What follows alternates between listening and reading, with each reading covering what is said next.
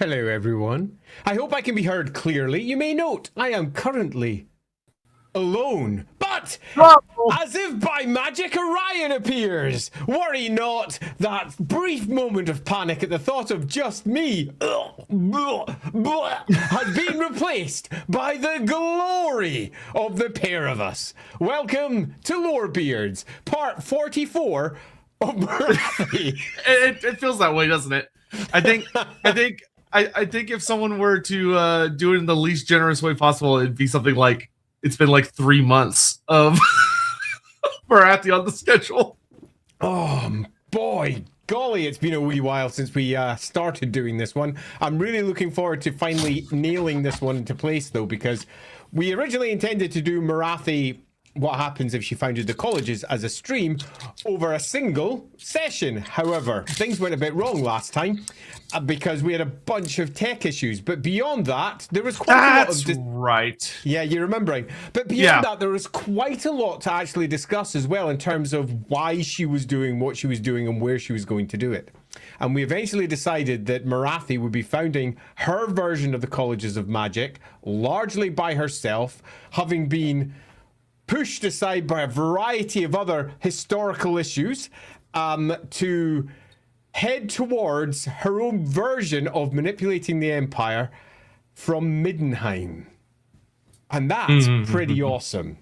So yeah, I have been through quite a lot since we did part one. Obviously, my father's memorial and a whole host of joy that went around that. So apologies if I can't remember everything clearly in terms of what happened last stream. I'm sure it'll all come back to me.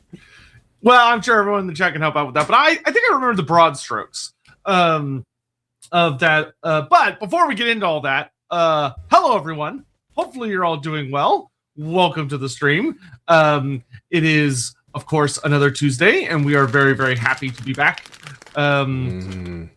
Just trying to think if there's anything real quick we need to knock out before we get going. I think we're pretty much caught up on things as far as just random nonsense happening. But yes, I am very much with Andy of that. I'm looking forward to putting this one to bed. I'm ready. As much as I love Morathi, I'm ready to be done with that woman. She's taken over everything. She has, as is only right and proper. As is only right and proper. But I think we could say with confidence that we have given her her due, and it is.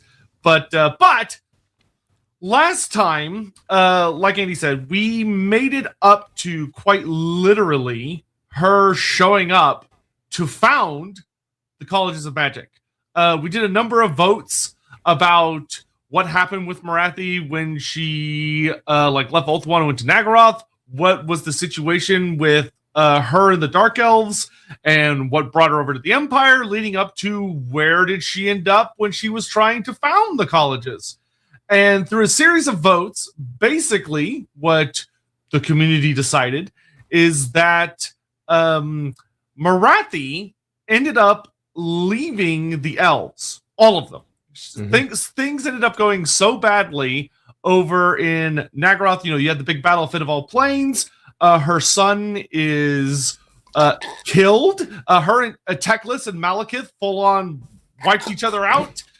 So the Elven Civil War is actually much nastier, much worse. I think they got it. The Elven Civil War ended up way worse than it was in the original timeline. Back in Nagaroth, it's not any better, with the Black Council no longer having being in as good of a position as they were. So there's strife everywhere. Morathi just decides, you know what? I'm done. I've had enough. I've tried for thousands of years to turn our people around, and they just keep throwing it away. And she sets out for the Empire, where she ends up becoming a powerful advisor to various forces around the Empire, but she ends up taking her position up in Middenheim, of all places, and basically developed... You say that like it wasn't well justified. It was. It is well justified. It's very well justified. Just to make sure we're clear for those who missed the first stream, Middenheim is a linchpin location for the end times. It has, let's just sum it up as a great big god flame.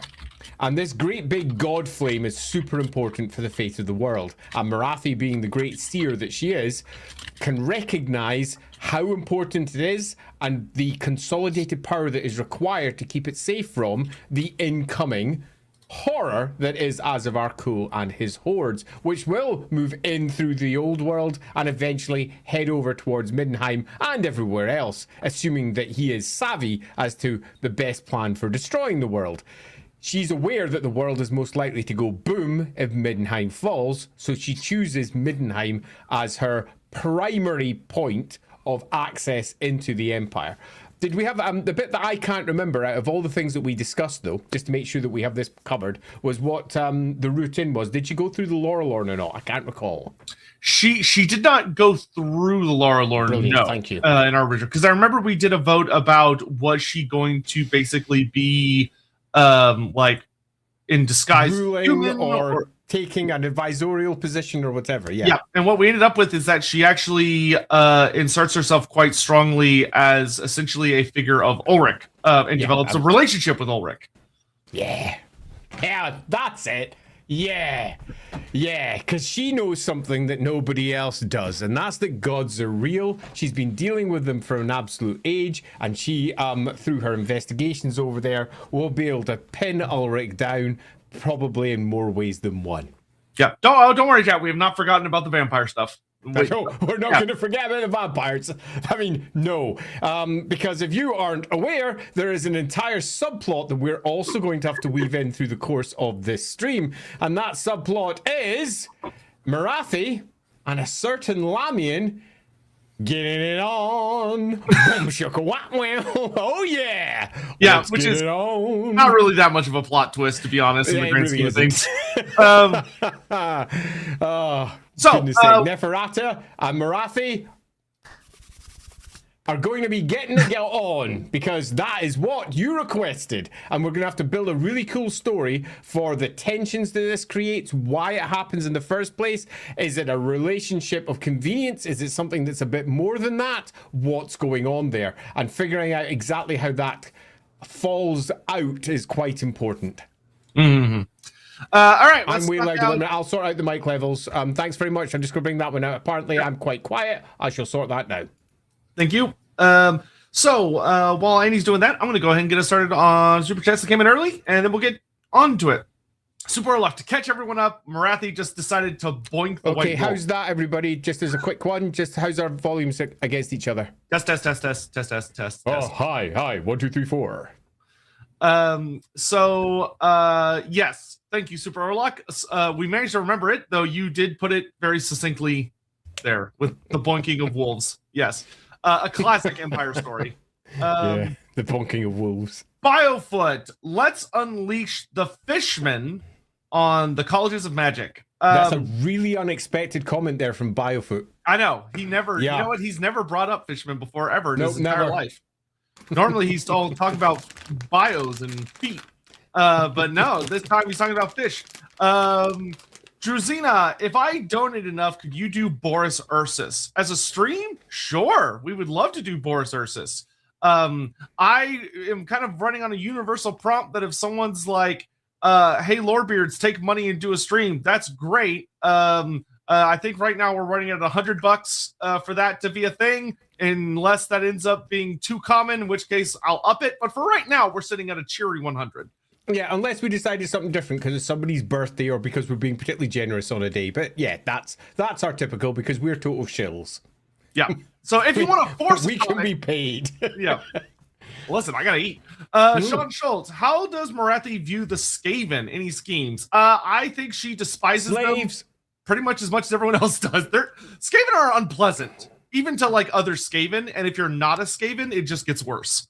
Yeah, it's Skaven are slaves. There's a lot of Skaven slaves over in the Dark Elf side of things. They use Skaven as slaves. They've taken Skaven as slaves. They trade with Skaven for slaves. Got to remember, there's a host of trading connections that the Dark Elves have that are often not discussed, but are squirreled away in a little book here or a little book there. There's entire clans of Skaven on the high seas that deal with trading slaves, and those clans are often just enslaved wholesale by the Dark Elves if things don't go the way they want anyway. So yeah, Skavens are Skavens. I can't believe I pluralized that. Skaven, much like most species, as far as the Dark Elves are concerned, are prime slave material. And Skaven make particularly good slaves, for all they don't live all that long, because as a society they're bred for it and they're very used to it. So they don't necessarily rebel quite as much as some of the other slaves, which is a horrendous thing to say, but it's kind of the way that Dark Elves are.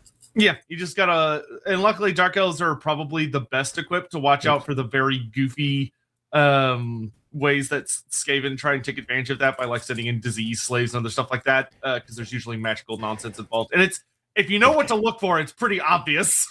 Yeah. Skaven are not subtle with their plots. It's the truth. Grim Isaac, speaking of what ifs, I have two questions. Sure. How will/would the god be decided? The god of what? Do you mean? God of what? Maybe a god of war. And two, no. Could it be scheduled for a Sunday? What god are we talking about here, Grim Isaac? I feel like I've missed something, but I've been away for a while, so perhaps an entire conversation fell out that I missed. I'll be blunt. I have no idea what you're talking about, Grim Isaac, but thank you very much for the $5. We enormously appreciate it. If you drop a quick comment explaining what you're saying, I'll look out for it. It doesn't need to be a super chat or whatever. I'll check it and we'll try and answer whatever you're saying. But if it's will we move one of our Wednesday streams over to Sunday, the answer will be almost certainly no. Yep. TBI Hydroarchaeology. That's a cool name. One last time for Mommy Morathi. Let go! Let go! We're not going to let go. This was originally going to be just 3 streams. We were going to have the main Morathi stream. We were going to have the What If she founded the colleges. And we're going to have the Age of Sigmar one, which was a lovely bridge. You go from Warhammer into Age of Sigmar. It made sense. But all of them, not one of them, not 2 of them, all 3 of them turned into 2-parters. So we've ended up with 6 Morathi streams, she's not just, 3. She's just addictive, man. She's hard to let go of. It's the truth. Let go! Dino Man. So part of the Tiger Warriors, I have mixed feelings of them not being beastmen because I'm not really a fan of GW being like all beastmen are evil/chaos.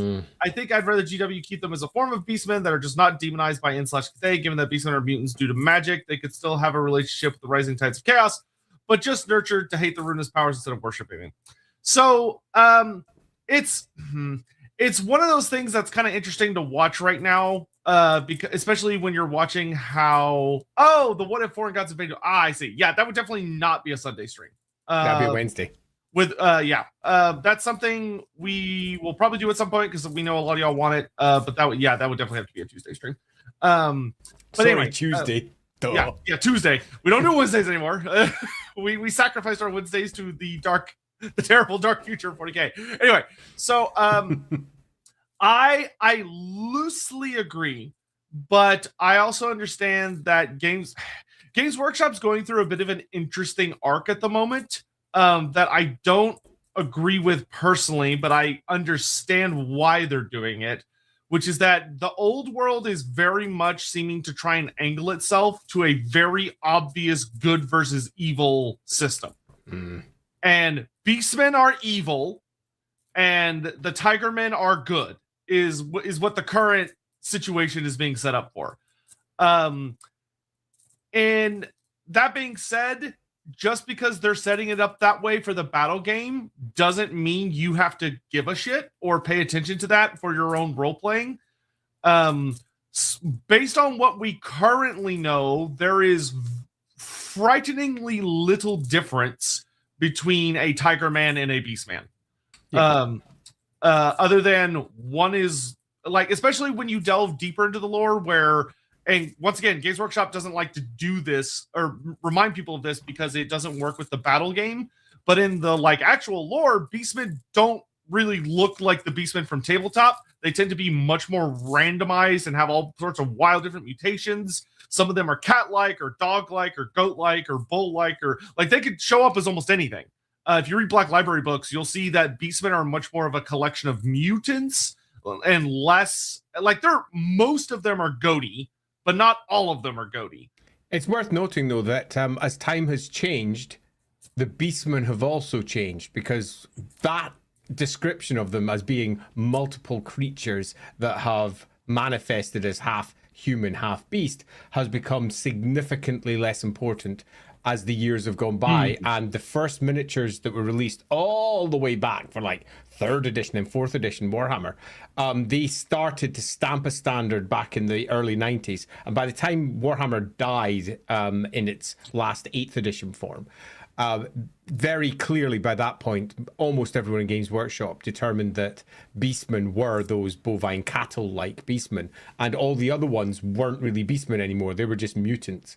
And they sort of made a differentiation, and whenever it was queried on the roleplay side and we'd be left there going, how should we approach it? They would always say, go with the models for the Beastmen and add on top of that, rather than saying the Beastmen are all of that. The Gore Society that was established back in the Realms of Chaos all the way back in the 90s, where horns are important amongst the Beastmen units, and they were basically the horny, goat-like, devil-like creatures, became a standard almost from the 90s onwards, and it's kind of eroded.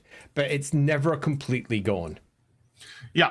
But all that to say, I understand where you're coming from, but I'm also very curious to see what their plan is. I mean, if they're going with something where they're wanting in to be this land that's made up of creatures that have these like sacred backgrounds where they predate humanity, or they have a very different relationship, I think that has the potential to be cool as well.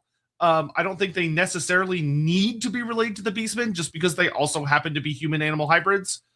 Just like the Skaven don't need to be related to the Beastmen, and the Lizardmen don't need to be related to the Beastmen. Yeah, quite.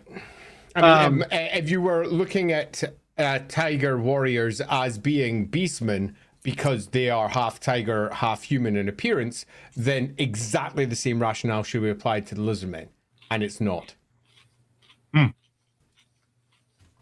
Czar, I was just about to ask who would win in a scheme up between Morathi and Neferata, so instead I'll just say hi. This is going to be awesome. We've loosely tackled this one more than once, Czar. If I was going to give a simple answer without any description at all, it would probably be Morathi most times.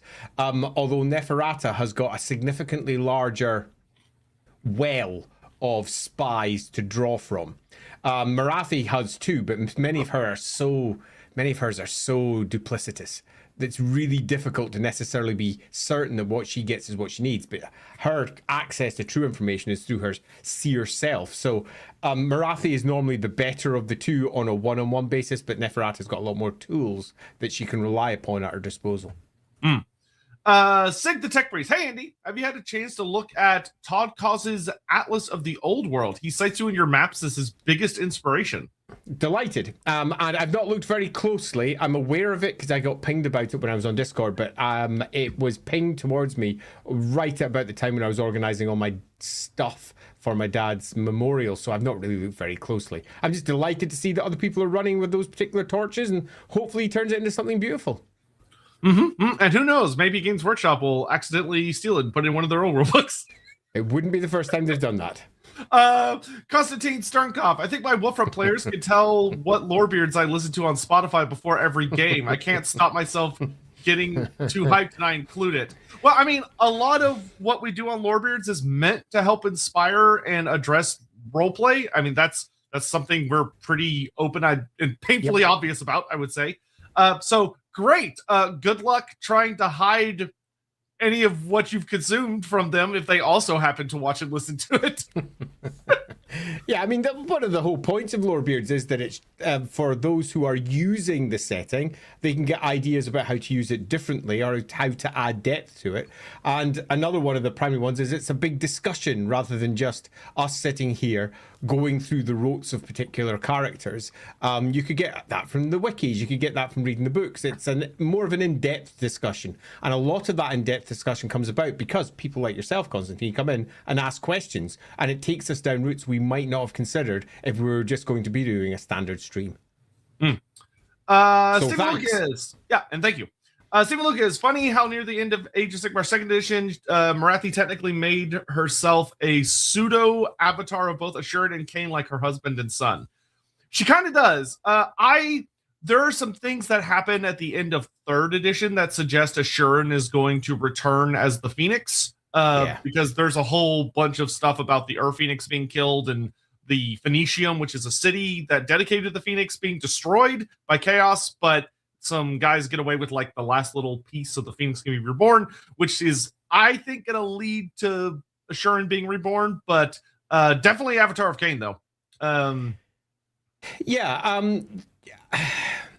find the story a little bit lacking in detail concerning what the divine power is. What does it even mean? Because nibbling at a few small pieces of infinity, it's not going to make you a god under normal circumstances. So we're going to presume that it's all the rest of the ritual combined on top of it that provides her with the extras, because what little she consumed was pretty tiny in the greater scheme of godlike stuff. It was written in a rather dramatic fashion, but in the greater scheme of god stuff, pretty tiny. So the idea that Azurin comes back and goes, yeah, I'm Azurin, is not only, I think, an obvious next step. It is a very clear one that makes sense. The bit that doesn't make sense is, what the heck is Morathi anyway? Diamond. Oh yeah, just share the news. Face Flayas is now a free Buddha orc in 40k who managed to teleport thereafter events in okay, so it's the same character. He just managed to pop himself into a different reality. His flagship is an ancient, powerful, modified Terran relic that heralds his arrival, an improved version of a car horn that plays La Cucaracha like the one in Ant-Man. Perfect. Holy crap. Nothing like having a musical instrument to play in space where sound doesn't travel to herald your arrival. Just perfect. That's the most green skin thing I could possibly imagine. That's perfect. Grim Magic, that's heavy. You didn't say how they'd be picked. They meaning which gods we would choose from. I don't know. We haven't talked about it, so we don't have a plan there yet. Because I don't know when we're going to get around to doing that. Probably sometime in the next couple of months.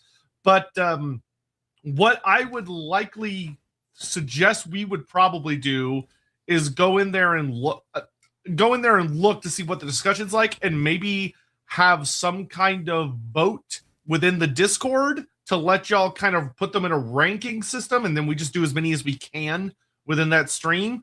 But yeah, I don't know how they're going to be picked yet. We'll figure that out when that stream is actually on the schedule, which it currently isn't. Yep. Zero Daimu, and we'll probably have Elephant People or a God too. I would be shocked if they didn't. If they don't, I will be very disappointed. Exile 1. Let's see what lesson Ulrich learns from Morathi. That's Ulrich's tale in a nutshell. All of the Ulrican Creed is basically Ulrich going from place to place, screwing things up, and then going, wish I hadn't done that. And the core lesson of the Ulrican Creed is, that which doesn't kill you makes you stronger. And surviving the worst that the world can offer you. And Morathi is arguably one of the worst things that the Warhammer world can offer you. Yeah, to be fair, that is a very dark elf mentality. Like Ulrich, Ulrich and Morathi, that's the really I don't know where this will start, but we can answer real quick. Do you prefer the Avatar of Kane with a flaming sword or spear? I'm used to always seeing them with a sword. Spear. But I only prefer it with their spear because the very first Avatar model had a spear. Yeah, so I go sword because I'm used to them always having a sword, so I would always go sword. The very first one, which was a titchy little thing in comparison to what came later. I remember when the new one came out and we were all like, yeah, that's what the first one should have been. But I always preferred the spear. Chris, what if any interactions could there be between Morathi or her colleges and the Bray Shamans and their wild magic, for example, affecting Gur wizards? We will get to that because that's what today's stream is actually. Today we actually get to talk about what the colleges that she's found are going to be like. We're finally there. So we will be getting into that in just a minute. Donoman, potential idea for how Neferata and Morathi end up on the same page. The dwarfs discover that Morathi is now at the head of the cult of Ulrich, which ends up as a big grudge. So Morathi seeks allies in the east, i.e. the vampires of Phoenix. So here's the thing.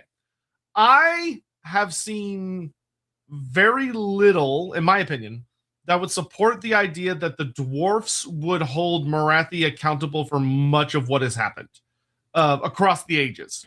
Morathi has very, very rarely interacted with them openly. Her son. Her son? Oh, yeah. They have mostly positive feelings about Malekith until way later in the timeline. And the dwarfs, you have to remember that to the dwarfs, the whole Elf Civil War thing is a very confusing, weird, kind of foreign topic because the elves won't really talk to them about it. And it's kind of anathema, or at least the dwarves tell themselves it's anathema to how they view the world. So for the dwarfs, the whole thing is very confusing. But I imagine they probably wouldn't really care about Morathi that much outside of it would be their usual grumblings of, oh, there's an elf in that city. We don't like elves. Ugh. But Middenheim's also pretty far away from most of the active dwarf holds. And it's also worth noting that many of the dwarves that are in Middenheim are descended from the remnants of the Middle Mountain dwarves, which weren't a part of the war. Yeah, so the dwarves that are there aren't really going to give a damn, and the dwarves that would most likely give a damn aren't really going to be there very often, if ever. So yeah, it's less of an issue than many would put it. Having said that, though, your average Black Library writer would probably make it 100% the issue, because often they just go, elves and dwarves, let's make a reason for them to hate each other, let's go. Boom. Yeah, well, and especially like Middenheim has a notable group of Larlord elves that are close to the Elector counts. And it's and they're also much more dark elf than they are high elf. And they're also much more high elf than they are dark elf, in that they are neither. And they do not sit on either side of that particular spectrum. So the idea that somehow the dark elves are worse is not something that Lorelorn see. Lorelorni see, the Aeonir that is, see the dark elves and the high elves as bad as each other. Yeah, if anything, I think the dwarfs of Middenheim would actually probably like Morathi more than the Larlorn elves would. Yeah, I think that's very likely. She would know how to deal with them. Yeah, but she'd also know how to deal with the Lorelorn elves as well. She's very good at what she does. She's a natural diplomat. Oh no, I mean in the sense that I don't think the Lorelorn elves would have a very good relationship with the dwarves because they're just, I think they naturally needle each other, where Morathi would know how to easily avoid that. I think that's very much the case. Totally fair. Yeah. Darius, Mickey talking to Rock. Listen here, Rock. To fight this orc face flayer, you're gonna eat chain lightning, and you're gonna crap Urian's thunder. You're a strength 3, toughness 3, one wound machine. One wound. Sure. Great. Okay, Darius. Thank you. Thank you, Darius, for there's like a whole nother language running in the background of Lorebeards that I just don't understand. King Angst, werewolf, elf, sorcerer, prince. You could make one. It would be a little different. You could do it. It'd be a little crazy, but you could do it. Jack Ruby, 100 USD for an Echoed Hellbreast Lorebeards. Yeah, sure. Sure. I mean, hey, who doesn't want to have more Zinch in our lives? Yeah. All right. Yeah, I'd be up for that. So we're going to get started. I think it's time to get started. Yes, We've had enough time to warble on and let everybody gather. So it is time for us to dive into what if Morathi founded the Colleges of Magic Part 2. But before we dive into that, it's really part one, because all we did in part one was establish our rules, our decisions for why she was here and what she planned to do. But we haven't established anything beyond that, how the political situation of the Empire will unfold. At the moment, the Empire is in the age of 3 empires, then fall out to the Dark Ages. So there's still loosely sort of 3 empires in the Empire, but there's also hundreds, nay, thousands of other states and kingdoms and princedoms, and my horse rules this particular part, and all manner of other craziness. So the Empire is in a state of absolute disarray. And in the real world version, Magnus the Pious, be aware that the Chaos Hordes are coming, binds all of this broken empire together underneath his banner and marches north to do war with Azavar Kul the Everchosen, along with 3 High Elf mages. Those 3 High Elf mages then found, after that war, the Colleges of Magic, because they did a big call during that war for any human magic user across the Empire. Come here and we will train you and show you how to do magic safely. After the Great War against Chaos, where all of these new human wizards were instrumental in their success, the Colleges of Magic were founded in Altdorf, far away from where Magnus the Pious, the Emperor, held court. He held court in Nuln. Altdorf was considered to be a better place for 2 primary reasons. Reason number 1, it was on the confluence of a network of magical ley lines, the centre of which was in the heart of Altdorf itself, which made it a natural choice. Number 2, putting your nukes far away from where the government is considered to be a good idea. And the war wizards were effectively nukes, exceedingly dangerous, and as far as the Cult of Sigmar was concerned, chaotically dangerous. So the Cult of Sigmar, which is strongest in Altdorf, was also put over them to effectively ensure that they didn't fall to the ruinous powers. So the colleges are founded in Altdorf, and that's loosely what we have in the real world story. Teclis founds it and stays in the Empire, while the remaining 1 other High Elf wizard that came over to help hikes it back to Ulthuan. You might go, where's the 3rd one? Ertla died. He died. Job done. And You're that's really up with the throat slitting today. It's a throat slitting day today. Okay, we got to be ready for the Dark Elves. But in our alternate version, this is not what's going to happen. The Teclis part will never occur because the diplomatic outreach from Magnus, so Magnus, who's beginning to build up his power base, that's sent over to Ulthuan by boat, will presumably be interrupted. It never arrives. And Morathi instead arrives in the Empire in the north. And instead of supporting Magnus and his bid, she arrives in Middenheim and starts bolstering up the north instead with whatever we decide today, which will turn into a great war against chaos of a different stripe, and then the founding of the colleges up in Middenheim. The entirety of the Empire is going to be different because of this. We will have no 3 High Elf mages helping the Empire succeed. We have 1 Dark Elf Supreme Sorceress.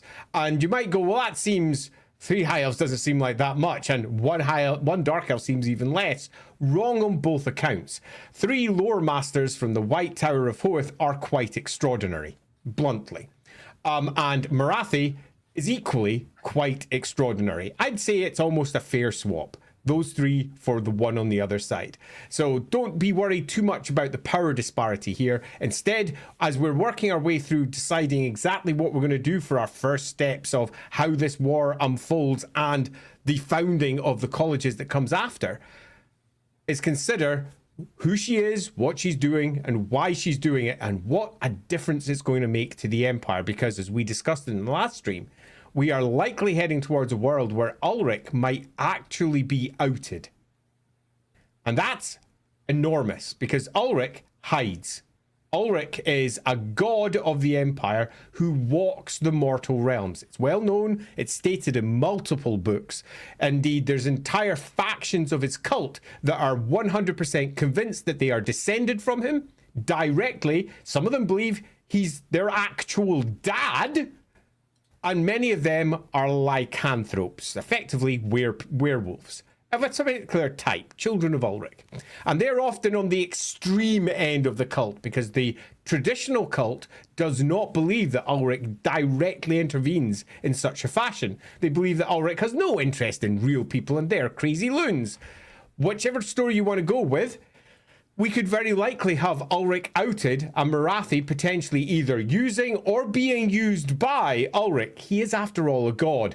It's not so easy to use gods. You can get yourself into trouble. And then we've also got the whole story of what's going to unfold from that. So get all of that in your hit noggins, because we're about to dive into what happens when Morathi founds the Colleges of Magic. Yes, and most importantly, I have got all of my tools in place now so that I can do polls. I haven't got them set up. And finally, at long last, Twitch chat gets to actually vote on things. It's a thing. Y'all get to actually participate. So, I think in the interest of getting to the actual structure of the colleges as quickly as possible, I think the simplest thing to do would be to do a vote about how Morathi chooses to deal with the Chaos Invasion, because we all know they're gonna win with Morathi backing them up. Like they are gonna win by a gajillion miles. So, Hawk, do you mind running the Twitch polls, by the way, or do you want me to do it? Because if you want to do it, then I will happily let you do it, because you have the authority to do it. But I don't know if you're watching from work or something. All right, so I think going with the options that we kind of discussed and laid out, we have a couple of fun choices of that. I think the first would be forcing out Ulrich is a really, really interesting option. Mm-hmm. Like getting Ulrich to come to the fore. Don't worry about Hawkeye. You know what I would suggest, because I agree that getting to the point where we're discussing the Colleges of Magic is the core point of this. So I think we should just take a couple of things as done. We're done. This is what it's going to be, particularly given how some of the votes from the last stream came out. And the first thing that I think we should definitely accept is that she is going to bring Ulrich out. And there's an easy way to do this. It doesn't take a great step to do this. And that's that chaos is coming. Ulrich has always been behind the concept of Evernacht. Evernacht is one of the core Ulrican myths, the idea of a perpetual night where winter descends across the northern hemisphere, completely around the world, to stop chaos coming from the north. So one gigantic eternal winter, something that Ulrich himself is capable of doing. And indeed, during the War of the Gods, he did it then as well to hold back the chaos hordes that came from the north. So we've got ourselves Ulrich, who is the perfect weapon against the incoming hordes. And Morathi, who is aware of Ulrich and aware of what he can do and what he doesn't do for whatever personal reasons that we make up and Morathi gets over. So loosely speaking, we are going to have ourselves an Evernacht, which is going to be a very different version of how this is handled in terms of the chaos invasion that comes in from the north. Basically, Kislev, which is a frozen wasteland, becomes the entirety of the north. And that makes for a completely different invasion for poor old Azavar Kul, who now has to wade through the very worst winter you can possibly imagine. Howling and raging and supported by the magics of one of the most powerful Dark Elf sorceresses there is, alongside the Imperial troops bolstering over the lines and making it as difficult as they can for the incoming hordes. I think that the primary difference that we're going to have, so we can get onto the main meat, is where is chaos crushed? That's the big one. That's really all that matters.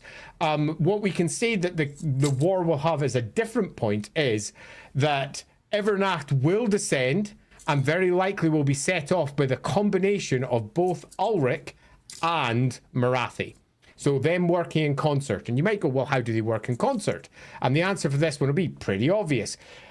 The good old Faustschlag, that's the massive rock that Middenheim is built on, is a massive volcanic plug.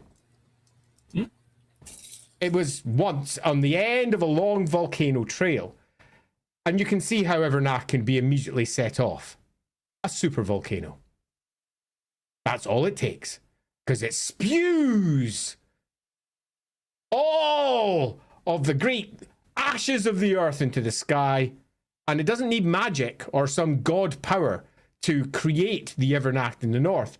It's just the way that planets work when suddenly there's an enormous cloud that wraps around the world, being messed with the winds of magic and all the rest of it as well. So that means that what we can do is, one major difference is we can have up in the north, a massive volcano is let loose by Ulrich and Morathi. The last time this happened was when it happened in Middenheim. When Middenheim went off and it left the volcanic plug, which became his great sacred spot. And now we've got the same thing happening somewhere else. It could happen in Norska. It doesn't really matter where it happens. A mighty volcano goes off, Evernacht descends, and that means that we have got ourselves troops that are prepared for it, and troops that are ready to defend against the now rather beleaguered incoming Chaos Hordes. So I think, where do we decide that they choose to crush Azavar Kul's invasion forces? We could have that be again over in Kislev. We could have it be that they wait for them to fight all the way through Kislev and the hell that will be for them, and then take them at the Empire's borders, defending the Empire. It's a far crueler way of doing it and doesn't require the it doesn't save Kislev. You could have it instead be further north, perhaps even in Norska, where they invade upwards instead and take them when they least expect it. A lightning raid. More an Ulrican choice than a Morathi choice. Ulrich is all about the attack and surprise attacks when no one expects it. Ambushes are Ulrich's way of fighting. So that could be a different way of doing it. What do you think, Ryan? So I think, to give us some interesting choices, I actually like the idea of Morathi's influence resulting in essentially the death of Kislev by pulling back and letting Chaos exhaust itself against Kislev. Which so would option one. Option Kislev one. dies. Yes. So option one is Kislev dies. Yeah. And is crushed by Azavar Kul's hordes as it moves both sides of the World's Edge Mountains, takes them out. The Empire bides its time and strengthens itself, and then as the hordes approach, they swarm out. So that'd be option number one. What would option number two be then? Option two, I think a fun option two would be that Prague is saved, that Morathi and the Ulrichans strike out early. Prague being saved is almost negligible in the great scheme of things. We'd need to be why. What happens? Do they strike north instead? So that would be why they strike out early. They leave much earlier than they did in the original. So Ulrican ambush, option number two, which means that the war actually takes place north of Troll Country before it really gets desperate up in Norska. So they're in trouble, and they push down into the north of Troll Country, and that's where the great hosts of the dwarfs, the Empire, Kislev meet them, and it's a slaughter of a precedent that very few expect. Okay, third option I think could be that Morathi sticks closer to the original fate, and she joins with Magnus's group and goes to the Battle of the Gates of Kislev. So Kislev City. Okay, cool. The option number three is that we follow a very similar route to what the traditional history is, and we have the battle for Kislev Gate, but instead of it being Teclis, Fenrir, and Yertle who are supporting Magnus, it's Morathi supporting whomever we decide is the primary choice. It could be Magnus. It might end up being someone different at this point. Supporting there, and it's that battle which consolidates everything and presumably turns Kislev into great allies. And then I don't know if we need a fourth option. That seems pretty good to me. It'd be nice if we had one more to split the vote up a little bit. If we're going for a frozen north option, you could go for an unexpected battlefield. The Sea of Chaos is frozen. and a great war takes place on the Sea of Chaos, where the great iceberg clogged frozen hell that is the Sea of Chaos becomes the battlefield of the war, and Kislev is mostly spared, the Empire is thus mostly spared, and the waters there, peaks of waves that have been frozen in place, and they're hiking over and firing down cannons from. It's basically a gigantic 1970s heavy metal cover. Yeah, that's gonna have that would have some ramifications for the future of the world, because traveling across that sea would become much easier. Both. Yeah, the oceans just freeze. Yeah, totally. So basically, we'd be the Sea of Claws, I think, makes more sense, Dino Man. Yeah, basically, we're gonna be like causing a hellish ice age for some parts of the world there. All right, that seems good enough. So I'm gonna go ahead and get that poll going. Y'all are gonna have 3 minutes to do that while we get caught up on super chats. Sounds like a plan. So polls are now live. I left off here. Is Naggaroth devoid of green life and beauty for any particular reason? Out of character, wasteland of ice, sand, and ash. Out of character. As in, they decided to do it out of character because the stereotype of North America is a big icy wasteland over in the UK. So it's as simple as that. It's just what the writers had in the forefront of their mind when they were imagining what the Warhammer equivalent would be. They just dialed it up to 11. In character, though, it's dark. It's dark. There's so much dark magic being used in around that area that the entire place. Yeah, it's kind of like the Darklands in a sense. Yeah. It's been massively changed by the appearance of the Dark Elves. Yeah, though, keep in mind, the Dark Elves live in a fairly small region around what essentially is the Great Lakes. So there is a ton of territory outside of Dark Elf domain that has all sorts that could be very, very different. It's just the Dark Elves stick to the more coastal regions. Absolutely. There's not... In the greater scheme of things, the Dark Elves don't actually rule that much of Naggaroth. Their armies can range quite far across it, but most of it is, to use a very loose term, wild. Unlike, for example, say Ulthuan, which is 100% edge-to-edge, high elf territory, except for the territory ceded to monsters or Dark Elves, depending on the season. Hawk, thank you for the 5 gift subs, by the way, and another Weasley. Thank you for the Prime sub. We appreciate that. Thank you so much. Thank you. Hammond Escape, by the way, votes going. You've got about a minute left to vote now. Didn't have notifications on. That's why you've been gone. Ha. Yeah. Do want to have your notifications on, please turn that bell on so you know when we're live. Indeed, on that, make sure if you haven't already, do subscribe, do click those bells for our streams, because if you don't, you'll miss them. And who wants to miss one of our awesome streams? Yeah, y'all hurt our feelings, and we'll cry about it. It'll be very sad. It'll be very sad. Darius goes, Andy, you said characters like Queek and Carl have impossible feats for the time they managed to accomplish stuff they did. What about real people like Alexander, Napoleon, Caesar, and stuff that have similar feats? I don't know about similar. No, I don't think they're similar at all, because you'll often find that many of these campaigns are campaigns that take years, where often in Warhammer they're campaigns that take months, often less. The writing for them completely clashes a great number of different stories and then crushes them into a very finite and small amount of space. Karl Franz is particularly guilty of this, where he ends up having 4 or 5 different wars, not battles, wars attributed to his leadership in the space of like a year. There's just not enough time to do everything. Yeah, keep in mind that if you're thinking about like Karl Franz, a lot of the stories about him only take place in like a 15-year, like his entire rule it starts in 2501 and 2502, and the world blows up in like 2530-ish or whatever, but like 2521 is the end of the 8th edition where the end times kicks off. So he has 19 years to do everything, literally everything, and a lot of that time gets squished really, really hard. He does a silly amount of things all at once. in a lot of I think this is a good.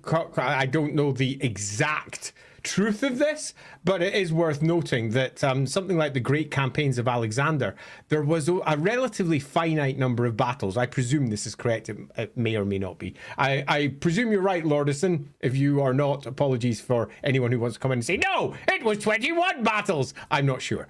But the general tenor of this is what's important, which is it took freaking ages, and the war, all his great campaigns, took a lot of time, where Karl Franz apparently does like 10 of those, 15 of those. And sometimes it's just a bit, no.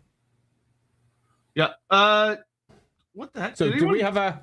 Yes, it's time to end the poll. It's time to end the poll. Okay, so it looks like on YouTube we have a very strong Ulrican Ambush. Oh, yes, we do. Ulrican Ambush. Look at that. As the winner. Did anyone catch the percentages on Twitch? Because it didn't, for some we got a hype train. The hype train like blocked out my poll results. Which, thank you for the hype train, by the way. We really appreciate that. Hype trains are deeply appreciated. Twitch can have their results in. Miss all the Twitch results.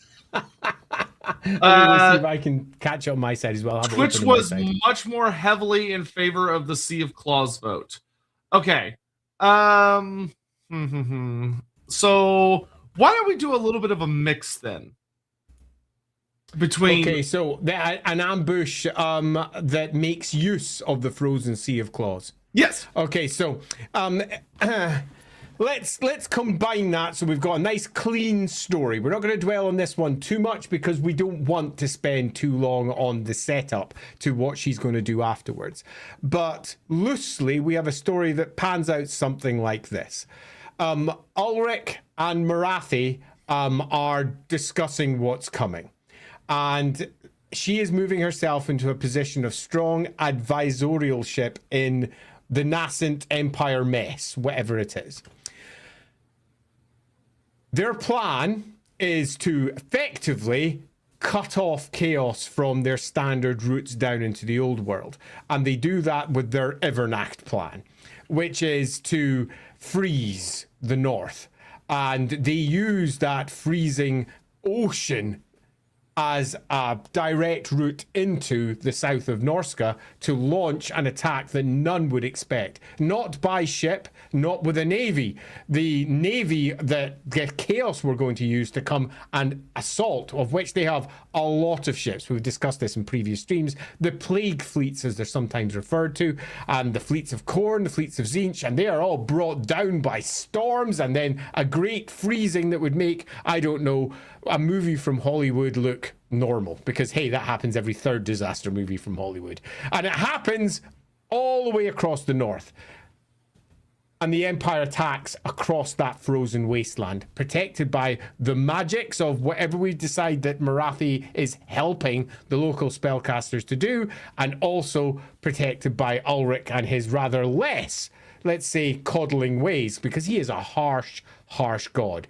Many will die in this conflict, and they won't die from the fight itself. They will die from the extreme situation they find themselves. This weather is awful, but it's for a desperate end, and it brings an enormous result. And possibly, I think we should have one more poll to decide who kills Azavar Kul. Okay, a quick one. Okay, a very quick one. And whether it should be Ulrich, Magnus, or whomever we decide is leading Middenheim. Okay. That'll be very simple. Ulrich the God. Magnus the Pious.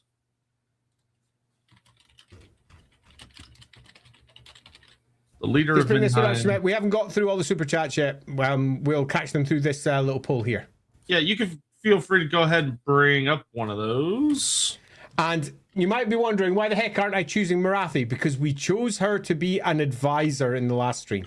She was not going to be leading from the front. So she is not someone who's going to be going toe-to-toe with Azavar Kul, as is almost typical for Morathi, though. She uses other people to do that sort of thing. Yeah, it's not really her style. But even regardless of who wins this still gives her a figure to potentially manipulate. All right, polls up. Vote quick, vote quick, vote quick. We were at boom.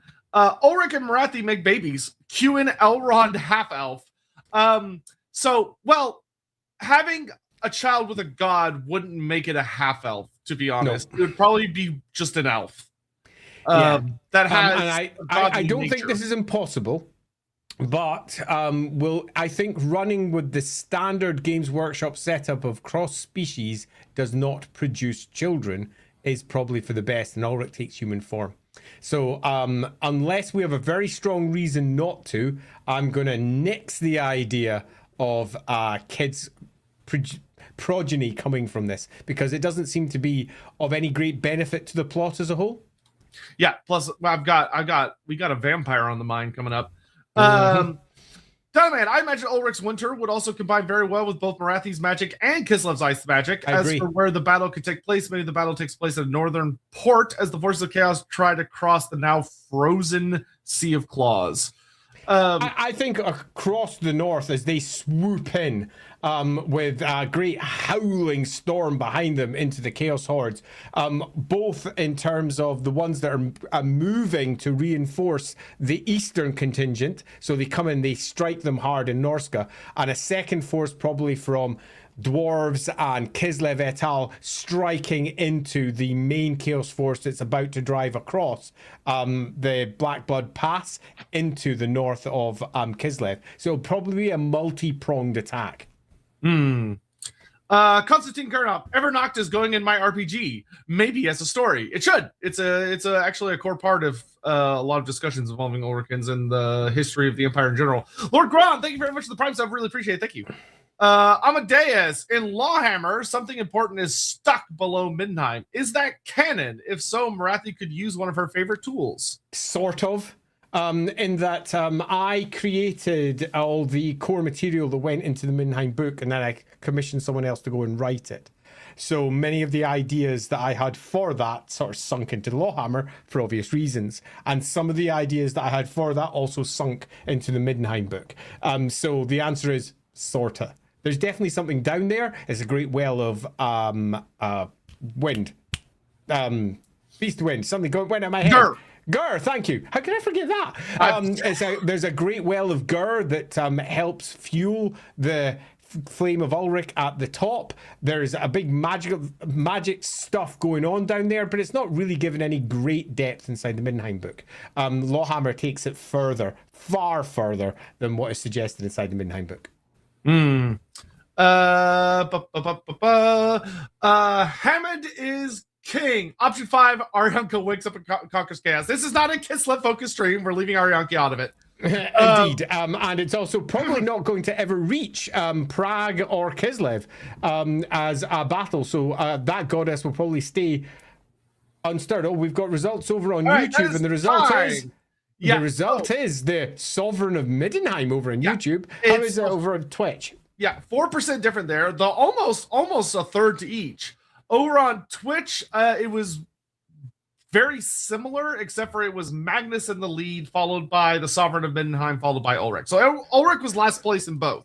Okay, so I mean, there was not very many of you voting over on Twitch. I mean, it's literally been swung by a vote. It's like a vote between it. So I think the far stronger numbers should probably win this one, given it's sort of split between them. So I'm cool with Leader of Middenheim, and if we want to combine it, we could say Leader of Middenheim and Magnus chooses to move to Middenheim. That could be fun. Magnus moves to the capital. There we could get ourselves an unexpected outcome here, which would be, because of your vote to try and combine the pair of them together here, your vote would give us Magnus the Pious did do his great tour. Morathi attaches herself to it at some point and explains rather bluntly the importance of Middenheim. Because Morathi knows how to be blunt and how to get her point across. And Magnus goes... That's a good point. Magnus goes, well, holy shit, is it that important?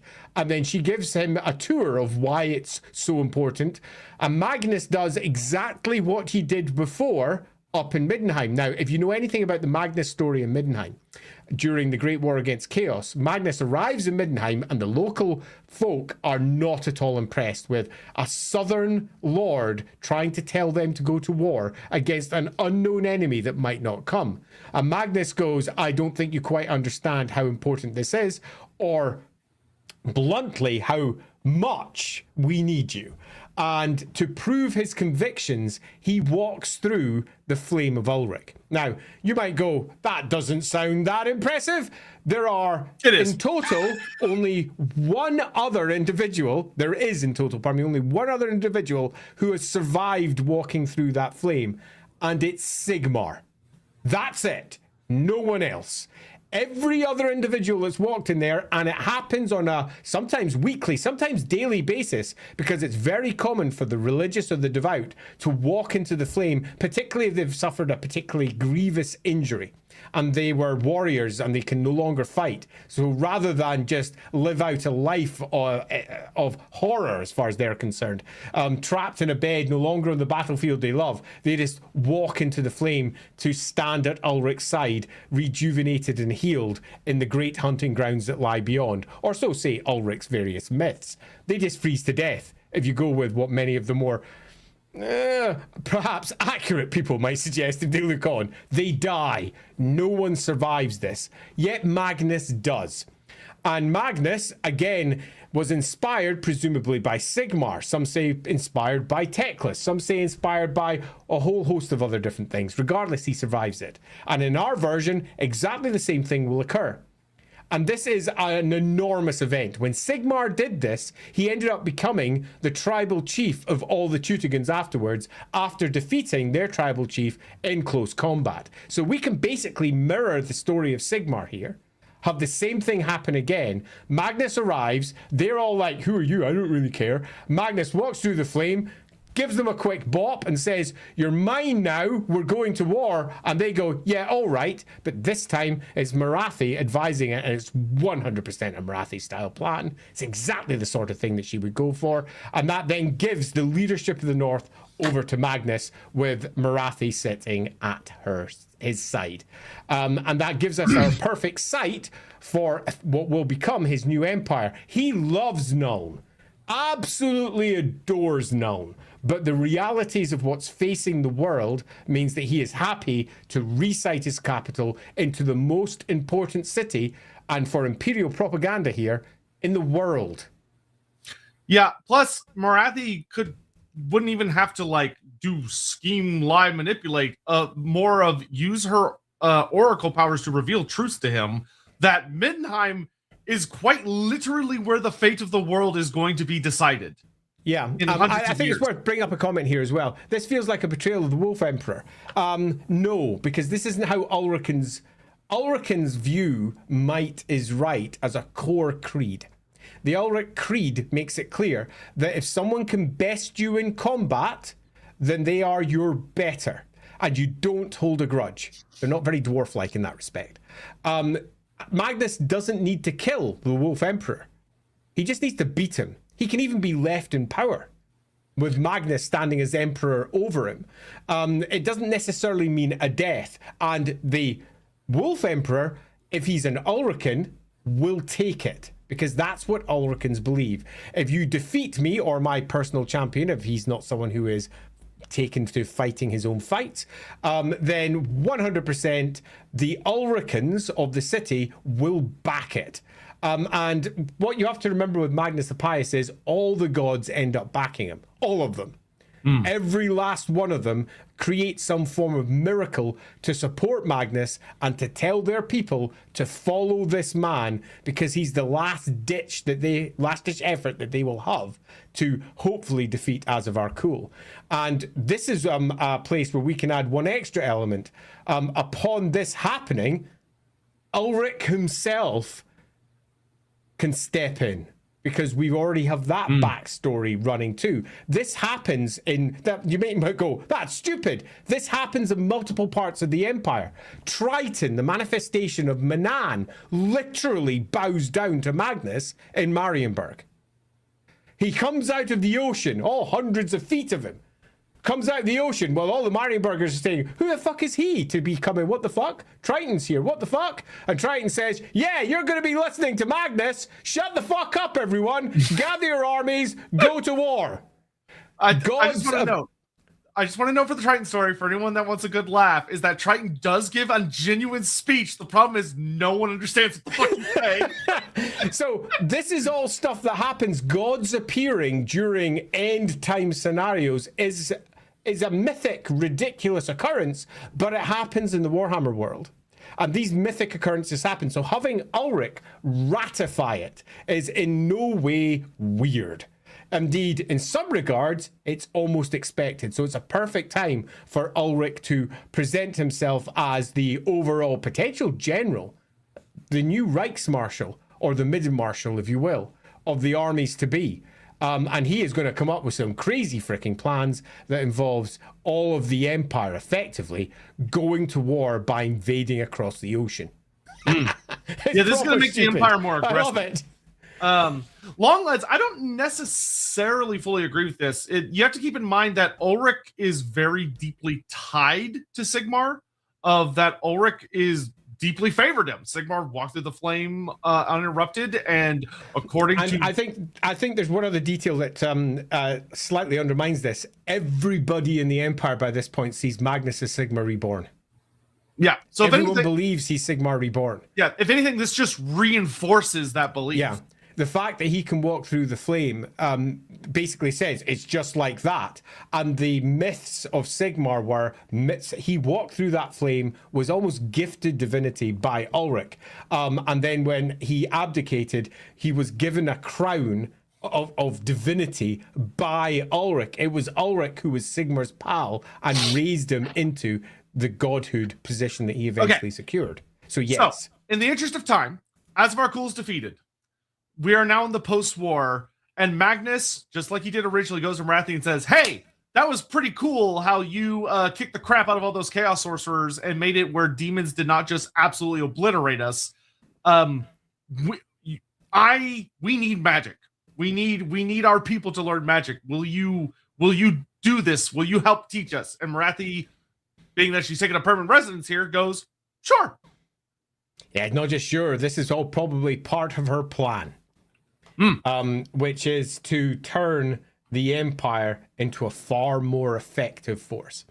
So I think before we decide exactly what she decides, there's something we have to realize about humans and magic. And we have to nail it down as cleanly as we can. Generally speaking, the best species at magic in the Warhammer world is often touted as the elves. I mean, you look at the Slan, you can look at individuals, Dragon-Blooded Sugarkin, there's lots of individuals, but if we're talking popular, big, wide species, massive, large numbers of them, it's the elves.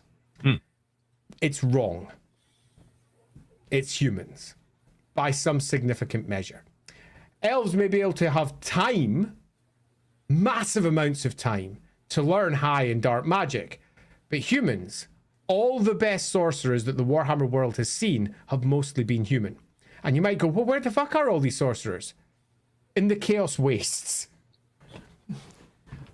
All of the most powerful sorcerers that the world has are mostly Chaos Sorcerers. And they are extraordinarily capable. And they're extraordinarily capable for a variety of reasons. Sometimes it's gifts, sometimes it's just extra time because chaos is weird, but sometimes it's because of purely what they are. They master magic at a speed that sometimes terrifies the elves, and it brings often a great deal of corruption and dar. But dar, black magic, is Morathi's thing. She understands it to a degree that nobody else does. She is literally the first sorceress. Hecate, the dark elf goddess of magic, was the one that supposedly created dark magic and did it hand in hand with Morathi. Morathi has form with working with gods. Morathi and Hecate made the magic that humans kind of give off by mistake, and they turned that exhaust into one of the most powerful magics you can use, which means that we have an interesting situation where we have some of the fastest learning magic users the world has to offer, humans. They pick it up at a speed that is frightening to elves. Elves will study the elemental magics and will spend a human lifetime to master each one. By the time a human lifetime's done, your average Empire wizard has died already, having mastered the wind. And they died at war. Humans pick it up faster, much faster. And this is something elves don't like, particularly because of all the corruption that comes with it. But what happens when we get ourselves someone who's happy with that corruption? What does she do? What does she establish? How does she take what humans are capable of doing and turn this into a school for teaching humans to survive and not corrupt and become an absolute waste of her time in this college? How does it work? And the first question is, how are I think probably the most obvious one, before we even decide what they're taught, is how are they treated? And the first option, which is obvious, is it's just like a school. They're treated like normal subjects of the Empire. This is exactly what Teclis built with Magnus, and Magnus changed the law. Before Magnus, witches were illegal. The cult of Sigmar hunted them down and killed them, but they were so useful and powerful that often many armies had wizards alongside them, but they were persecuted with extreme prejudice. So they're made legal. This is let's call it almost the Magnus option, his preference. Sure. Yeah. The next option, they're enslaved. So this is a very common dark elf tactic. But it's also a very common tactic in fantasy. Multiple versions of fantasy worlds look at the dangers of magic and they say they have to be wrapped in chains. If you've ever played Dragon Age, for example, this is basically what happens to all Dragon Age mages. The circles of magic are created in some places where they're effectively hidden away and they're kept separate from the populace because they're dangerous and might summon demons. And if you go to other parts of Dragon Age's world where they've got their own big, huge, horny species, I won't go into the details there, they're literally wrapped in chains. Yeah. Yeah, they are both horny and horny. They are literally wrapped in chains. Completely enslaved because they're too dangerous to mix. But this brings also an additional potential benefit if you wish to view such things in such a harsh way, and that's that they can then be bred because the ability to use magic is hereditary. And that's something that a dark elf might choose, to enslave and breed and control them in a very strictly monitored environment. This is also the Sigmarite option. It's what the Sigmarites wanted to do. So you might go, this sounds horrible. It is.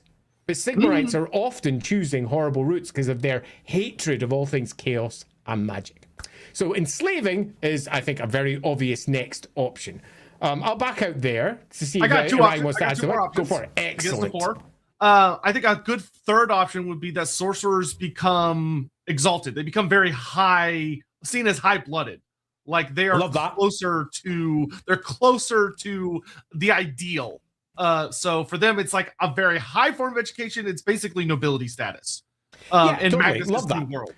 And this works really well because if we look at the world Magnus and Teclis created, you were not allowed to be noble if you became a wizard. So you're immediately disenfranchised if you become a wizard. And this has been the end of multiple noble lines when magic suddenly sparked up inside that noble line and they lost their right to hold a title. In this one, it would be almost the opposite. If you get magic, you are given a title and an expectation of looking after the people. You are ennobled. And you are given not just privileges, but pardon me, not just rights and privileges, but you are also given a set of rules and expectations that you are meant to see through. But yes, you are ennobled. I quite like that one. That's fun. And then the fourth option would be Morathi takes humanity down the elven method. So wizards are tied into the priesthoods. So like each of the... That'd be a lot harder. It would, but... There's so many priesthoods. There's I wonder if it would be many like different ones. Each college, so each like color, so to speak, of the magic is like kind of like how the classic Moor and Amethyst College ended up, where like each priesthood is sort of associated with one of the colleges and has to work in concert with them. Like they become a part of it. Yeah, I could see that going. That'd take a little bit of squidging, but I could definitely see that go. So there's traditionally 10 important cults in the Empire. And they were determined by Magnus the Pious. And this is worth noting. He sets up a thing called Magnus's Conclave, where I think it's 7 years. I can't remember what I wrote. I think it was 7 years. Every 7 years, the heads of each of the 10 cults that he chose have to come to him and basically say what all their grievances are with each other and with the Empire. So have to come to the Emperor.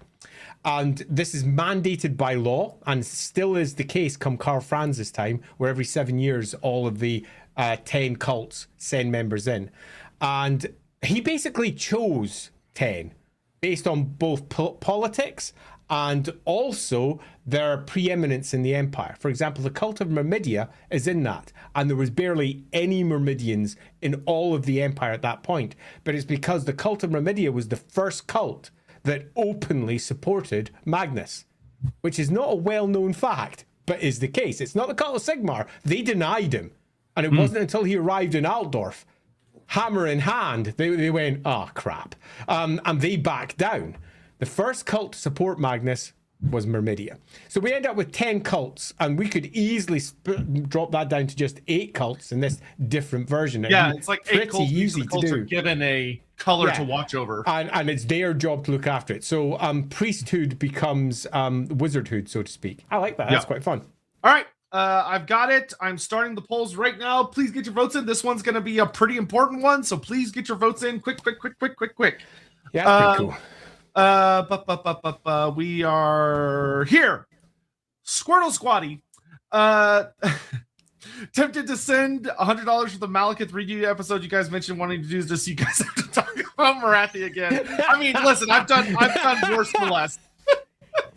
Oh man, you do that, Squirtle, I will laugh, maybe cry, and then I'll laugh, amusing. And then I'll cry. Yeah.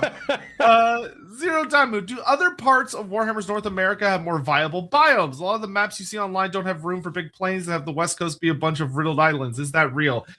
It's as real as it is until it's not. Yeah.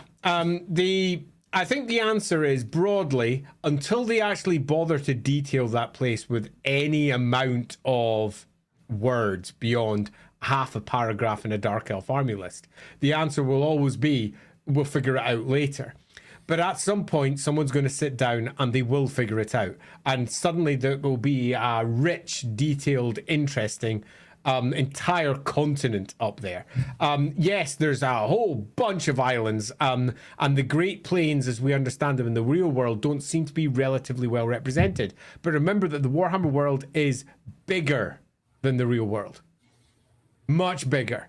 And the entirety of North America can fit inside Nagaroth. So it can have all the Great Plains if you wish. Yeah. The blog person, Ulrich plus Morathi, an elf with a bearded elf, heresy. Don't you start bringing up bearded elves again. We'll be going back to Warhammer Monthly. Nightmares, back from my youth. Bearded elves. And it would be fun if the one sign of divinity in an elf was that they had facial hair. Donovan, Morathi watching Magnus walk through the flame come out unharmed. That is likely to cause some feelings in Morathi given what happened to Malekith. Also, do we think Kislevite ice magic might become a school in the college? It might potentially be supported. I imagine there would be some interesting... I mean, Morathi would probably recognize ice magic for what it is, which is that it's not a traditional form of magic. It's something a bit other. Or you could go the route that she's just aware that there's more than 8 colors. And just expands the colleges to include the pink lore and the orange lore and that other stuff, or the ice lore or whatever else. This could very well be the case. As a single example, I've done this before in the past, where we had a complete reworking of the Colleges of Magic in one of my roleplay games, and in that one there ended up being a dark college and an ice college as well, and that is a potential outcome if you've got the Empire and Kislev working together. And if we're dealing with an Evernacht position where there's going to be ice spread across the entirety of the north of the Empire, then yes, having a school of ice magic, particularly one that's divinely inspired by Ulrich, completely makes sense. Interesting. I could see that. Yeah, and I very much agree. I think with this storyline, if I was ever writing a story about it, the scene of Magnus walking through the flame and Morathi witnessing that Seen the vote result. Yeah. I think I very much agree. I think Morathi and Magnus would have a very interesting relationship because seeing him walk through the flames, I think would be I think that would stir a lot of very conflicting emotions in her heart. And her and Magnus, I think, would have a very interesting, positive relationship, especially with how receptive Magnus is as a person, at least in the stories that we seem to have about him. Like, he was pretty spectacular for a human in a lot of ways. I think she actually would have been very fond of him and probably would have been very, very sad when he passed away. Yeah, you know, as you're fond of any pet. Yeah. Hey, I mean, I love my pets. I get really upset. I mean, I'm being very clear here. Yeah. I've got 3 cats and I'm extremely fond of them. Do I think they're my equal? Fuck no. Yeah, exactly. My biggest cat's an absolute idiot, a complete idiot, but I love him dearly. Yeah. Okay. So the votes in both chats were overwhelmingly in favor of the priesthood is combined with the colleges of magic. Well, that means that we have to immediately start pinning those buggers down, doesn't it? Yes. Alrighty. Yes, so it seems like it'll be relatively easy, but let's see how easy it is in practice. So, the obvious ones. And I would say there were 10 gods. I say it's very fair we do 10 colleges. Yeah, I think that's very likely going to where we land, but let's see if it does. Sure. So, Verena. I mean, it seems pretty obvious it's Hesh. Yeah, I agree. Hish. Yep. Okay, pretty obvious. Okay, Tal. Gur. Raya. Life. Gyren. Yeah, I mean, obviously. Ronald. Olgu. Yep. Where do we go next? Because I'm just literally... Mermidia. Mermidia? That seems probably actually... Yeah, I would think fire. Yeah, fire. It's the militaristic college. Yep. Fire. Okay, then we're pulling over to, on the other side, have we done Ronald yet? Moore's death. More death. Have we done Ronald and Olgu? Yes, we have. We have? Okay, so what else do we have? I need my list of gods. God damn it. I don't want to lose any here. Ulrich. Ice. Ulrich would be ice if we go with ice. Seems relatively clean. Shalia's going to be tricky. Shalia is going to be super tricky because Shalia is running on both life and... What else? I mean, there's little else that you could say there. Healing and mercy. Yeah. There's not much mercy in the Winds of Magic. So Shalia feels well off. Yeah, she does. That one's going to be a struggle. So Manan, who is recognized, there again, you don't really have. I mean, that's again, you're going close to Gyren in terms of the classic 8 wins. True. Okay, so we're getting a good bit of crossover there. That's more for portentous and wind. I mean, wind maybe. I mean, it's weak because it's the sea. It's not the air above it. It's the sea. I mean, you could. Yeah, true. Yeah, I mean, could Manan be associated with Dar because of Manar's the dark depths, power and temperament? It really could. There is a brutality and savagery there. Yeah, but it doesn't tend to come hand in hand with the corruption. Yeah. Yeah. Okay. What, so I'm what if Morena was Azir and Shalia Hish? Shalia more for the purification. Purity? Yep, I'm cool with that. That's quite good, Bill. I feel like Verena and Law is okay. Azir for Verena doesn't seem very accurate though. Metal for Verena? Metal might work better because there you're dealing with logic and step-by-step process. Okay, I like that. Okay, and that's very much shaman through and through. So that would work quite well. The step-by-step process there. I need to write this down, or I'm just going to forget Warhammer or good old GW turned Azir into Sigmar. Like that's just what happens. Bullshit. Because they went, it's Azir. And let me just pull up a window here to make sure I don't lose any of them. And I need my. I'm literally going to write this down because I will forget if I don't do it. Right, so let me get my list of the most common gods. So we've got Manan, since that's the first one that came to mind. Mor, Raya, Tal, Mermidia, Ulrich, Mermidia. Yeah. Let's go back up there. Mermidia. I'm putting them in alphabetical order as well. Sigmar. Maybe Sigmar should get the Dark College. Purely because it's the most dangerous one, and it's the one that needs to be monitored. So it's less to do with them being a good match and more to do with it being the one that needs the most oversight. That could be the better way to look at it, is they're guarding the oversight, the college, instead of it being how well they're related to it. Like maybe a mixture of both as well. A mixture of both, yeah. Totally. Shalia, have I got Ronaldin? PQR. I don't have Ronald. Okay. Ronald, yeah. Ronald. Okay, so that's 1, 2, 3, 4, 5, 6, 7, 8, 9, 10. I've got 10 there. 1, 2, 3, 4, 5, 6, 7, 8, 9. I think I'm missing one. Verena? Which is weird. I've got Verena. Okay, I'm gonna. Wait a minute. Do I have a copy of Verena, Tall, Shalia? Did you get Shalia? Yeah, I've got Shalia. I just feel like I'm missing one. Let's just assume I'm not. So, let's go. Mor's obviously death. Yeah, Mor is associated with and guards against the worst aspects of. Yep, sounds perfect. You know what? I think people in chat are bringing up a good point. We should probably put Olga with Verena. Olga with Verena, you think so? Because I think she wards against its dangers. Especially with humans dealing with it. I'm not against that as an idea. I think Shalia and Hesh makes a lot of sense. Tal and Gur. Ulrich and Kishel for ice magic. Let's just call it ice for the moment. Sigmar for dark. Raya for Gyrun. That leaves Manan for what? What wind have I covered here? Azir. Azir. So all we've got left is Azir. Is that it? Is that what we've got left? Yeah, which I think we can. A lot of people are saying No, I'm definitely missing another wind. I've got Shimon in. I haven't got Shimon in. So the Shimon and Verena seems to make more sense. Yeah. It's the only one that I can make it make sense with. That's the only reason why, though. That can work. What else would Shimon work with, though? The only other way to make Shimon work is if we bring in Handrich. Oh, yeah, you could have Handrich. If we bring in Handrich, then we have the God of Gold.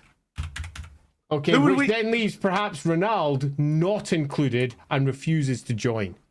That would make sense. I could see Ronald not wanting to be a guardian. Yeah, the official story has Ronald denying Magnus for a long time, and then at the very last moment of the conclave just turning up.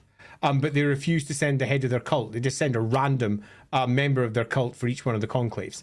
Hilarious. So Ronald doing that makes some sort of sense. That then leaves Azir with a sort of open spot, and Manan as an open spot as well. And they don't really fit very well. Yeah, well, I think there is something to be said for the interaction between the heavens and navigating the seas and the winds and storms. Yeah. There's a relationship. We can justify that. Okay, largely because I don't want to spend too much time on this. So let's justify it. That being the case, our split is, if I go down them, is this in alphabetical order? It's not, because I've moved Handrich out. Let me just do that so we have it. So at the very top, we have Handrich with Shimon in the lore of metal. We then have Manan with Azir in the lore of the heavens, navigating their way across the oceans. We then have Mor dealing with the lore of death. We then have Myrmidia dealing with the lore of fire. We have Raya dealing with lore of life. Sigmar dealing with the dark lores, which is pretty perfect. Shalia dealing with the lore of light. Tal dealing with the lore of beasts. Then Ulrich, the lore of ice. And then finally Verena with the lore of shadows. Justice and the sword of justice. It's just perfect. Okay, so I love that. The whole thing worked really rather well. And actually, the exiled one, it's such an obvious thing. Yeah. That would be hilarious if that was like the canonical. They're all sitting there and the Manon priests are like, we'll take the blue one. We like blue. We'll take the blue one. We don't want to have to change our robe colors. Okay, so what we have here is what Teclis wanted to do, which is really interesting. Now, you might go, what? Okay, but Teclis rather famously approached many of the different priesthoods and went, you do realize you're just doing magic, don't you? And they went, yeah, no, we're not. And he went, yeah, you are. And Magnus said, shut the fuck up, Teclis, you're making it hard. And when it wasn't a proper imperial citizen, they took the making it hard and broke the peoples involved. And I'll give you an example of that. In the Empire, there's an entire group of natives that follow ancient Druidism. The Old Faith, as it's often called. And these ancient Druids had 13 great families that were migratorily spread across the Empire. And because they were not seen to be standard imperial citizens, Magnus was happy for Teclis to go in there and destroy their religion, which he did. He went into the heart of them and said, you know your religion? It's all founded upon absolute dog shit. And here's the proof. And took their ancient oghams and showed how they were in fact ancient elven waystones. Took their ancient beliefs and showed how they were nothing more than magic being manifested by elven rules. A full third of these druids went, oh, balls, and joined up with the colleges of magic and became the first druids of the college, the Green College. 2/3 of them went, yeah, fuck off, and went back into the forests and continued their life as it was before. We're taking a slightly different route here, though, because Teclis made a very destructive choice. Really destructive. Interestingly, Morathi's not. Morathi is instead doing a choice which incorporates and instead says something more akin to the winds of magic are divinely inspired. And the cult of Sigmar has long said that it has come from the ruinous powers. They're wrong. They're just wrong. The winds are a gift from the gods, but the winds have been corrupted and they have to be monitored for the corruption that they can bring. That is where the cult of Sigmar should be, looking after the corruption that can come of it and making sure that it doesn't destroy the hearts of men. Thus, the Dark College is what they look after. Those who are the most powerful, using the most corrupting of all types of magic underneath the aegis of Morathi's teaching. Where the others are literally divine winds as far as the elves are concerned. They've long believed this, and they've long associated them with the gods as a whole, with some gods more than other gods, but all of the winds are divine. And to keep things simple for humans, they've just split it up amongst the gods, because, hey, it's an easy split. And you know your blessings and your this, that, and the other is nothing more than magic, and we will show you why. And then showing how the gods work through the mortal realms through prayer, and prayer is nothing more than speaking the words of magic in a different way. So what we have is a more divinely rooted version of the colleges of magic, where they are divinely inspired. The spark of magic, as it's often referred to in books like The Realms of Sorcery, or The Winds of Magic. The spark of magic is now, in this version of the Empire, given actual grounding. It's a divine spark. If you are born with the spark of magic within you, you have been gifted by the gods. And that's the route they take to convince people it's not terrible. You have been gifted by the gods. This is how you can tell someone is properly blessed. And you know who's putting that main argument out? Magnus, the one that all the gods went, we need him. Mm-hmm.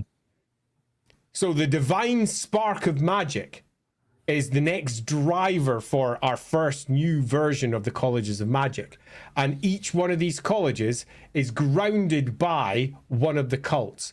And their core center for magical teaching is up in Middenheim. But it won't be the only one, because each of the cults have got their own centers. And this is going to make a massive difference in the overall politics of the old world. Because if we go down these, we end up with a very different setup. Handrich, his primary cult, Marienburg, which means that their core teaching centers are also going to be down in Marienburg. So we're going to have Marienburg now being a center of gold magic. We then look to Manan, also Marienburg. That's awesome. Yeah, because we've got ourselves a second pumping city. Which the merchants are going to power. love that. The gold wizards and the azurite wizards, like for the merchants, they're like, oh yes, great. And excellent. Interestingly, that is the blues and the golds are the two primary types of wizards you find in Middenheim. Because the old guild of magic focused on alchemists and weather wizards, for one for better description. Yeah. Those who were elementalists. And those two types of wizards in the Guild of Magic that had been running for centuries in Middenheim were effectively golds and blues. So we're going to have a weird, very strong tie between Middenheim and Marienburg. Going down, Cult of Mor, that's all the way down in Lucchini, which is cool. But the Cult of Mor's center in the Empire is in Ostermark, which is, if anything, even cooler, because we now have a potential Eastern power block building up. We then move down to Myrmidia, the strongest place for Myrmidian worship in the Empire, Nuln. So Nuln becomes the center of Actui. We then go to, which works really well. Which that works really well. Beautifully. Raya, the Cult of Raya. Now this is a controversial one, to say Talabiclan, because it sort of isn't and sort of is Talabheim, but Tal and Raya are Talabheim. So we've got ourselves another capital city suddenly becoming extremely important for the lores of life and the lores of beasts around Talabheim. Yeah, which still works really well, because I feel like both of them, the true colleges, wouldn't actually be within the city itself, which works for beasts and life. They would be out in the wilds. It's just perfect. We then go down to Altdorf for the Cult of Sigmar. Okay, the Cult of Sigmar, Altdorf changes. Altdorf is pretty much the biggest city in the modern empire, but at the time of Magnus, it isn't. Nuln is the biggest. In fact, that's not true. Marienburg's the biggest, then Nuln, then Altdorf. Okay, in terms of population numbers. And now Altdorf is going to be responsible for looking after some of the most dangerous wizards that the world has to offer. Altdorf is going to change. It's no longer the center of the colleges of magic. It's no longer this weird city that you find difficult to map because of the magical confluences in the place. Quite the opposite. It's a dangerous, much more dangerous city than it was before. So that's fun. Shalian worship is at its strongest in Bretonia, which is interesting and not well known by many, but it's over in Bretonia. Now, in the Empire, the center of Shalian worship is probably, again, Altdorf. That's where the biggest, most prominent temples are. So Altdorf now has dark and light, which is beautiful. It's just this wonderful combination of the two. Then we go to Ulrich and the new burgeoning College of Ice that we're going to be building. That's going to be up in Middenheim as well. So that makes sense, like, to its core. It's just beautiful. And finally, we have Verena and Ulgu. Now, the thing with the cult of Verena is it has no centralized authority. So every single temple across all of the empire now becomes a shadowy center of the Sword of Justice, the secret police of the empire as manifested by the cult of Verena. This is kind of awesome. This works really well. Yeah, this is so cool. So what we have is a central colleges of magic in Middenheim. And this is where the central teaching is held, and where anyone that is found across the empire who's magically sensitive is taken to. And remember, we're no longer discussing them as magical witches. Oh my goodness, it's blessed by the gods.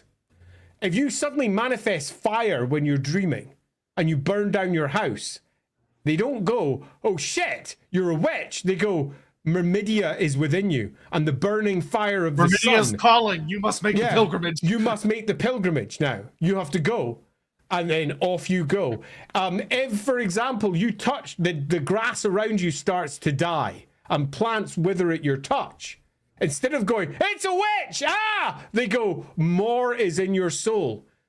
It is now time to go to the priesthood. You have been blessed by more.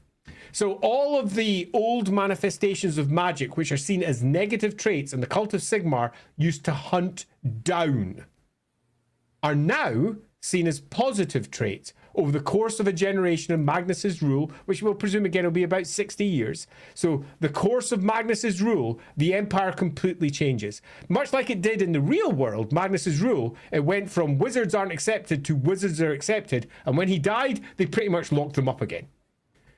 But we have a slightly different version of reality here because we have an elf who is eternal, and we have divine favor from Ulrich pushing forward this idea. Ulrich is a god, and he knows what magic is, and he is supporting through and through Magnus's statements and Morathi's statements that magic is divine favor, and what the chaos gods are doing with their chaos magic is a perversion of what magic was and should be. And we, as the new form of empire, are going to accept magic for what it truly is, divine favor. I love this. Yeah, it's also fascinating how a lot of the religious knightly orders are going to pivot now to being guardian organizations that focus on protecting the divine folk, the children of the gods that have the literal spark of divinity within them. Yeah, as opposed to being like they're similar but different in a really one thing interesting we're going way. to have in this version of the Empire that we definitely don't have in the real version, and that is Handrich's cult is going to be massive, particularly because Handrich's knights are going to be unlike any other blessed set of knights, and they're going to be able to deploy their full powers in full armor, where most of the other priests are going to have to be wearing.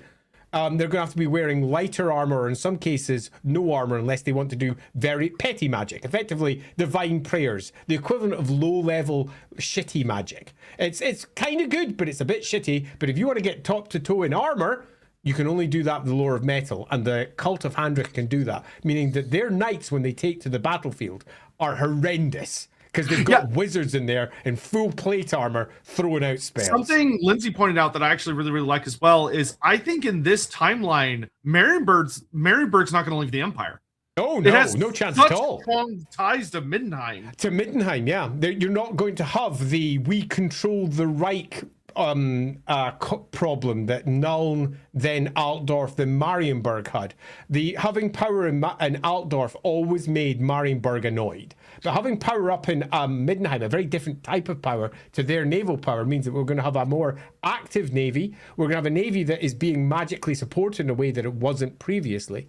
And they're going to allow to be a core component of what the Empire is, rather than the stop trying to take power from us, Marienburg. What are you doing? And getting rich off it. They're still going to be rich, but so they should be. They've got the cult of Handrich and the lore of metal sitting down there. It's great. I really like this. Some of the things I also really like is because it's Morathi at the head helping dictate how all these colleges form and function, she's going to be able to sidestep a lot of potential problems that might have come with these combinations, like the idea of having ice being an officially recognized lore, and the ice switches being like, oh, you could do female only. But Morathi's already used to that with the sorceresses. She would be totally fine with enforcing that certain colleges are female only, which might have been an issue for some groups. But I think she would naturally sway into it, especially because in a way we saw the prophecy of Malekith's demise come true, and that he was killed by an elf wizard. Yeah. The female thing is also a thing for the ice witches as well, because they've got a prophecy that a male ice witch will come along one day. Yeah, and I think Morathi would genuinely respect that. Yeah, but the gods do not favor a single gender. They just don't. And the spark of magic doesn't either. And if they are going to go with the story that divine favor is the source of magic, then the gods have selected them, male or female or whatever they represent as. Oh, that's interesting. Gives a flying fuck. That could be one of the fun individual cracks. I think that's going to be a core crack. Problems in the future. Yeah, so I think that's something that we now need to start discussing. What we've done is we've built a really nice core. We've built quite clearly a strong model that's believable and many would believe in. The gods seem to support. But humanity's terrible. People are rubbish. Everything's going to corrode and corrupt in a variety of ways. Much like the colleges of magic got shut down the second Magnus died because the cult of Sigmar hated them so much. And Marienburg went up in arms, literally up in arms, to try and separate itself after bribing their way out. After the attack, after Grom the Paunch did his thing. There's all sorts of horrors that are going to happen. What's going to be the source of our core breaks of these colleges? Is it going to be that do we go with men are more corrupt? I'm not so cool with that. I much prefer that being an in-game belief rather than a truth. But does that not... Our ice witches from Kislev might not like this ice college. Our cults might not like the new division that's arisen from this. These new blessed priests that are leading them, that are wizards casting spells. Are we going to end up with sectarian divisions? What sort of stuff should we have caused I think, issue?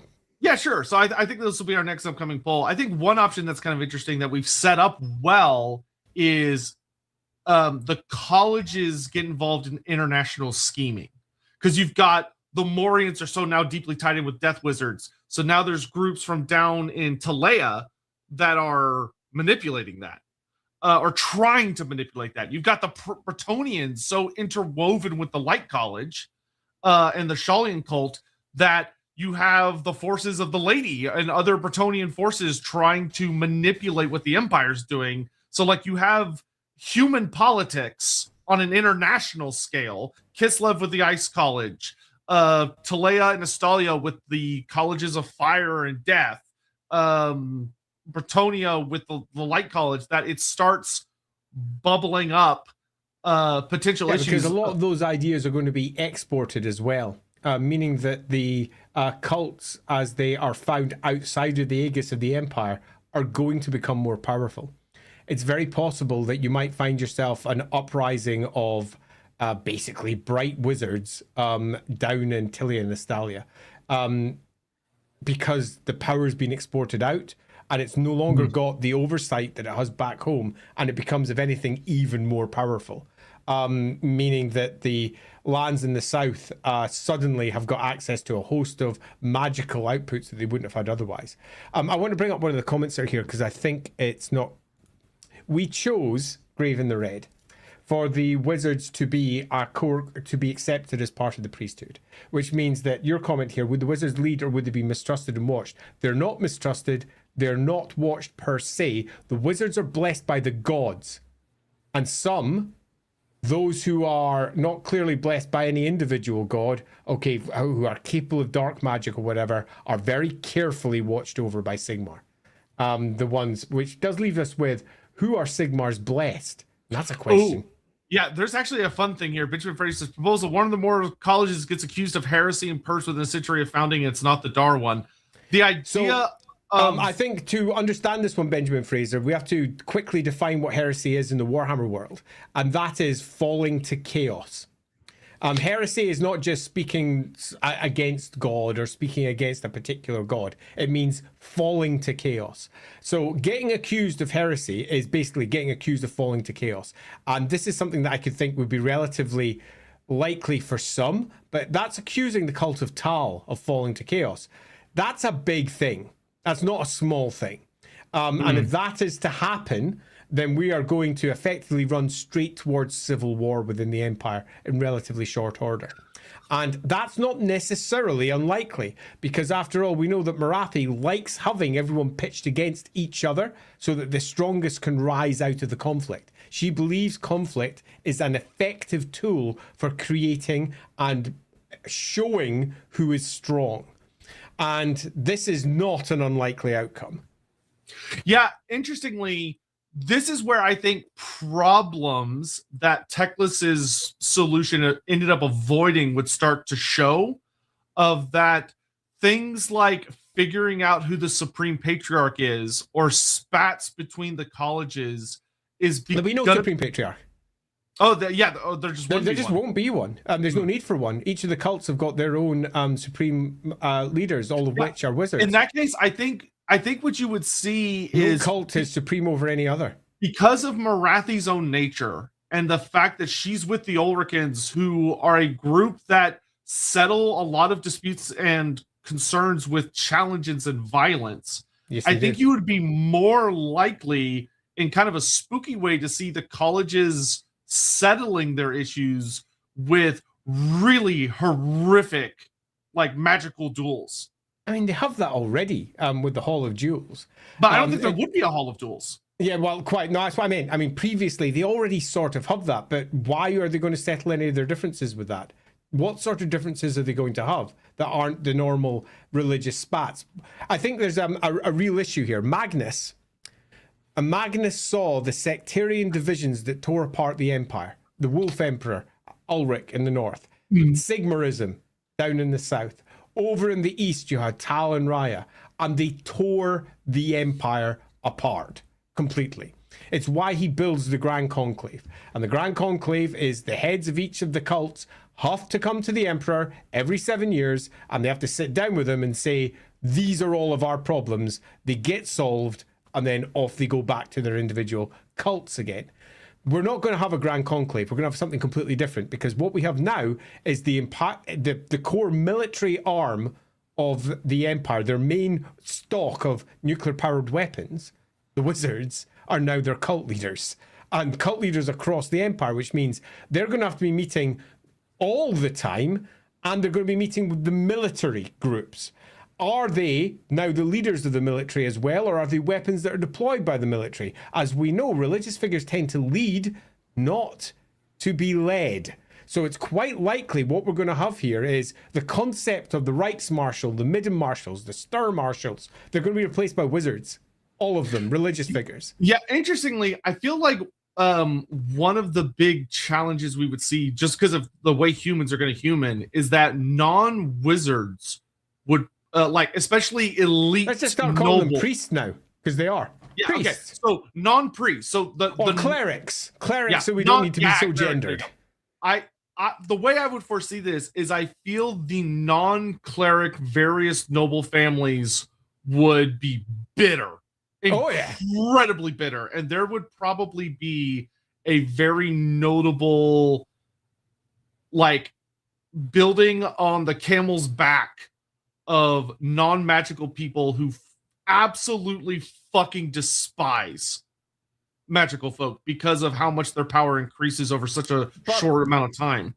Anyone can join the cults, including nobles. And any noble with a spark of magic no longer becomes separated from their line of ennoblement. So many of the nobles are going to have priests within their number. Most of the families are going to have it as well. This is a surprisingly strong integration of magic into the establishment. Okay, what about the humans? Because we know that this is an issue. What about the humans that hear the whispers or are addicted to the idea of trying to control more than one wind? See, that's quite likely. And ultimately, that's also where dark magic is going to come in as well.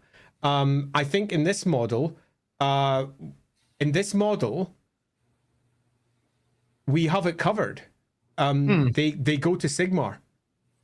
The ones who are blessed by more than one god, the ones who are basically blessed by Sigmar as they perceive it, okay, to fight chaos with the worst that chaos has to offer.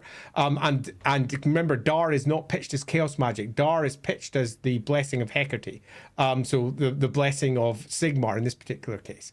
This is you are gifted with the most powerful magics, okay, but it's really dangerous and it's likely to eviscerate your soul. So you have to be careful. You have to be. You're going to be a religious aesthetic. Okay, being the perfect Sigmarite in everything that you do. True. And these are the dark wizards in this new system that we're building. It's much cleverer than the one Teclis built, because it integrates with the deeply religious empire as it stands, and it works within the existing power structures really rather well. And with Magnus behind it, it's going to build nicely.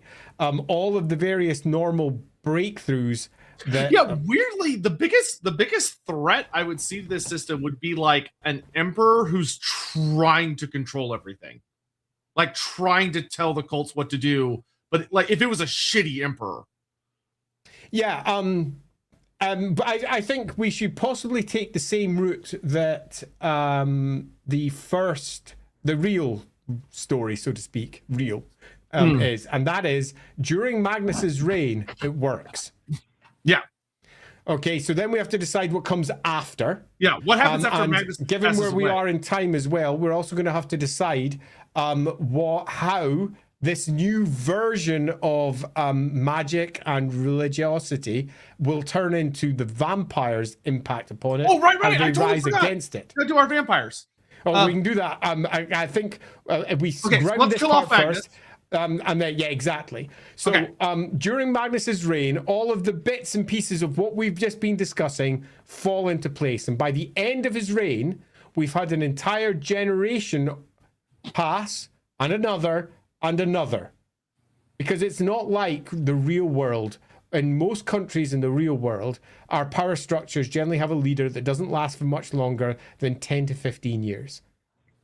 A few countries around the world might have someone who lasts for 20 or 30, but they're relatively uncommon in the greater scheme of things. There's still a good chunk of them, relatively uncommon.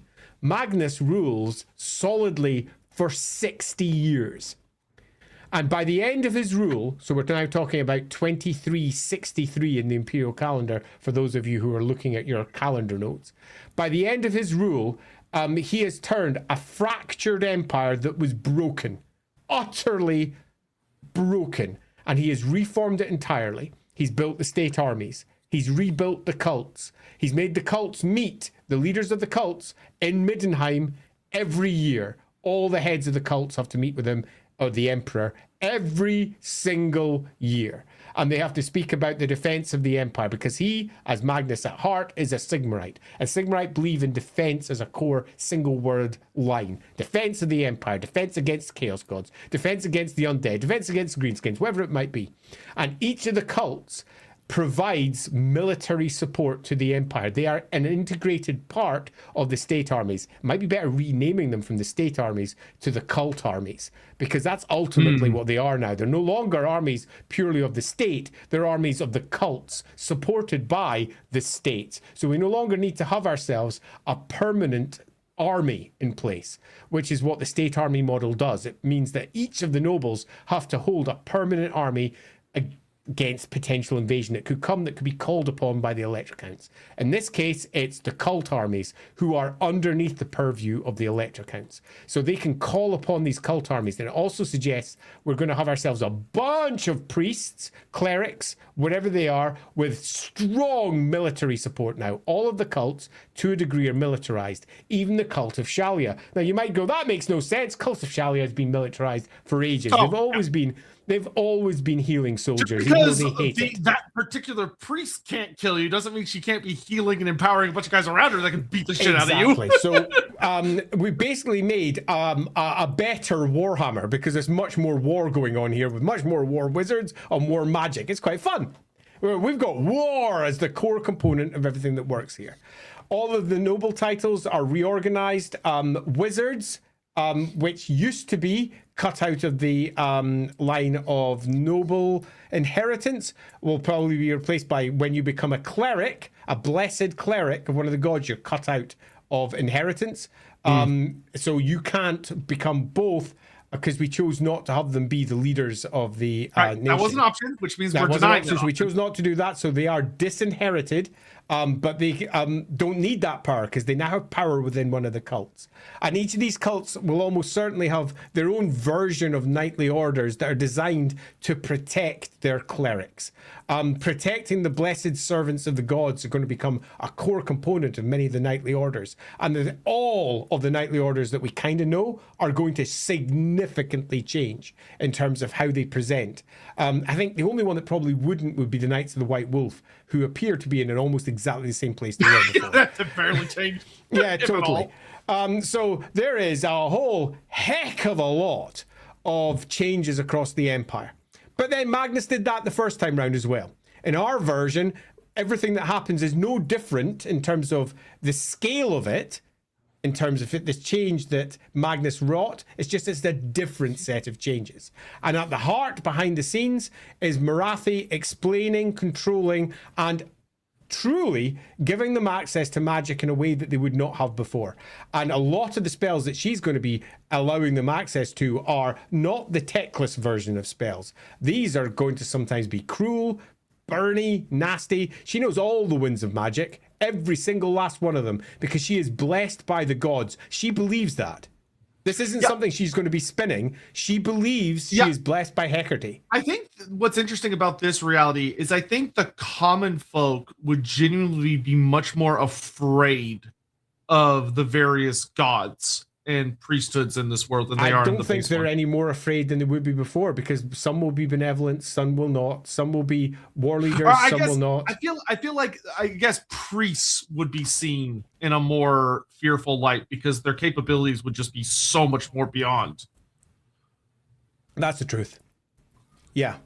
And a priest miscasting is going to be horrible to witness. Like, that would be awful. Yeah.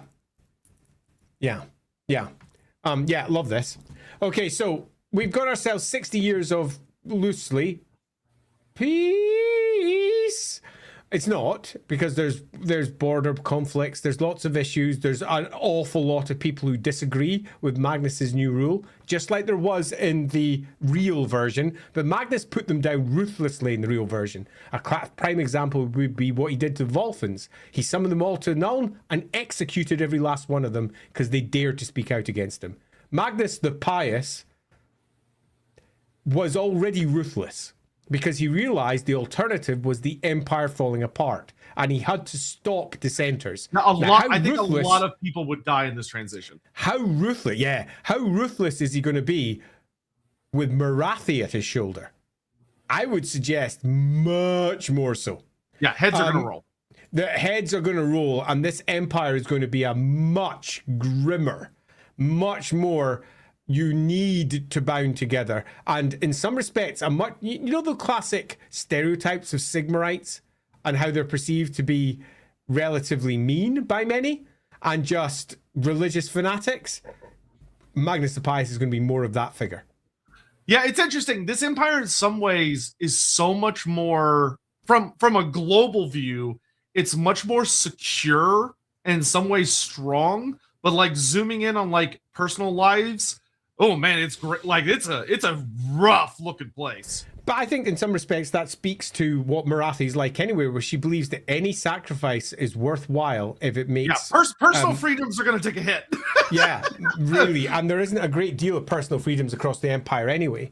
And there's going to be probably a lot more top-down rulership as well, where in the empire before, most of the various prime estates are allowed to rule according to their own laws, with the grand provincial laws of, say, Reichland or Middenland or whatever, providing a framework, not providing the rule of law that many understand it to be.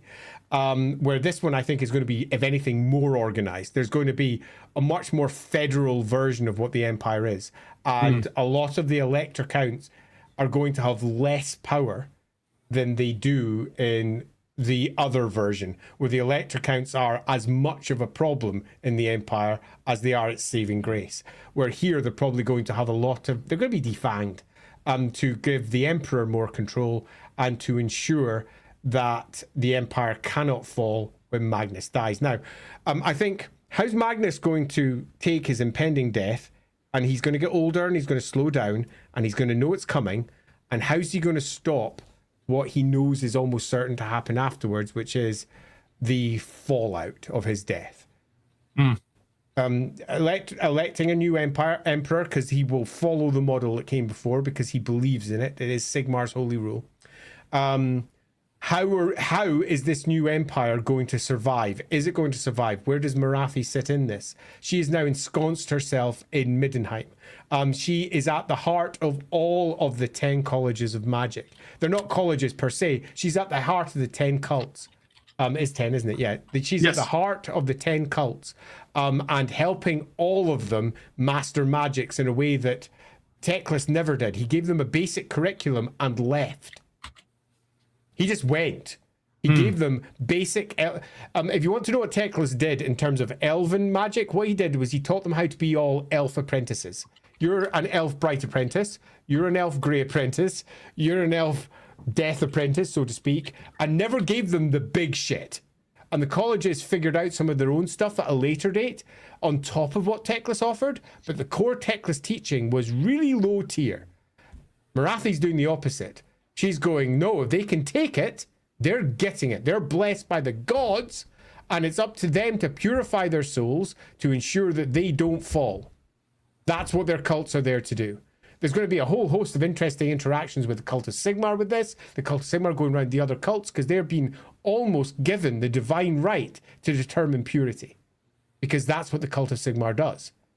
So they're going to be moving in through the other cults as well to ensure they don't fall to the depredations of the dark gods and the subtle whispers that magic can do as it changes things around it.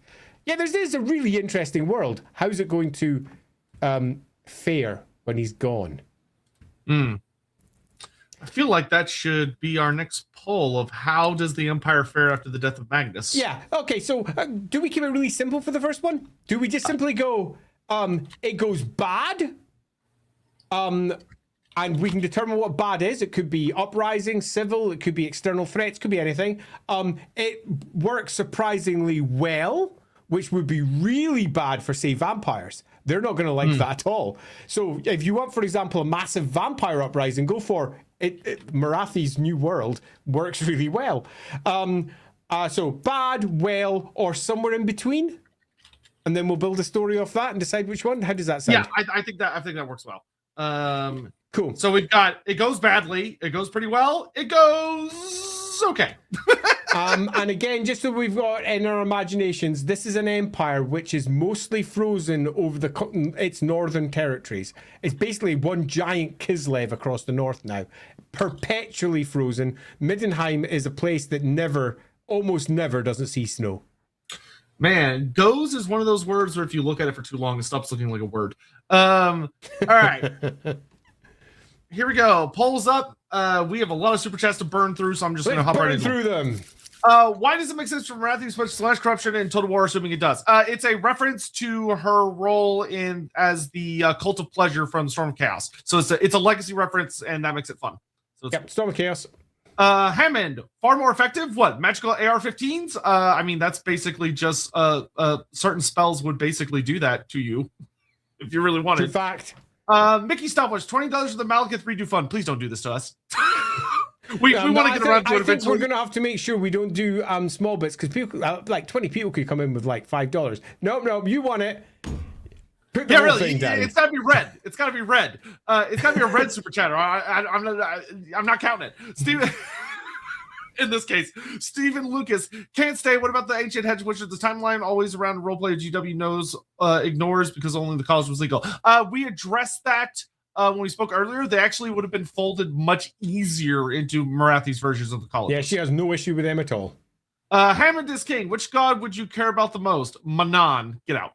Hammond, what god would most likely be what god would more likely be a matchmaker? Raya.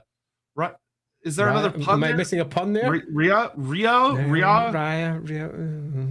I don't know. I mean, you're correct. Raya would be good for matchmaking, but Raya does love a good bit of sex. Yeah, Super Unlock, gold for Manon because of the ever-shifting nature. That's more of an Age of Sigmar interpretation of Shaman as opposed to a fantasy interpretation of Shaman. But thank you for metal and hard. Yeah, Constantine, Manon is light magic because the priest loves singing. It would be hilarious to think about the very pure choir singing of the light magic, and you go in and they're actually like screaming sea shanties. I have indeed written a sea shanty for Manon, which bizarrely I remember. In the depths of the sea, he bides his time. Heave ho, my jolly boys. Never mind. Let's just not do that. Okay, given the priesthood and magic being combined, I wonder how the relationship between miracles and magic would develop. Would there be further investigations on if they are actually the same thing or if they are separate and so on? They are the same thing. And this would be pinned down into place through the course of Magnus's reign. Very early, within the first 4 or 5 years, there would be multiple proofs of concept. Various priests who thought everything was coming from a divine area would be shown that it did, and that it was also magic. It would not be popular in some fronts. It would be very unpopular in many places, but it is, if you know what you're doing, demonstrably true, and it's hard to ignore a god. Yeah, there would definitely be holdout groups that would be spiteful and bitter, but they would be relatively small. Yeah, I mean, there's going to be rebels all over the place. Alpha Mans, when a person or event that is prophesized be infused with Azir, it's often attributed to the Seers, but I don't see why it shouldn't also be to what they see, like Sigmar or Cassandoran's Comet. Yes. You'll find that Seers are often associated directly with Azir, and it's very possible that that would still be the case. For all we've made a very clear differentiation for each one of the winds to one of the cults, I think that in practice it would be much more muddy.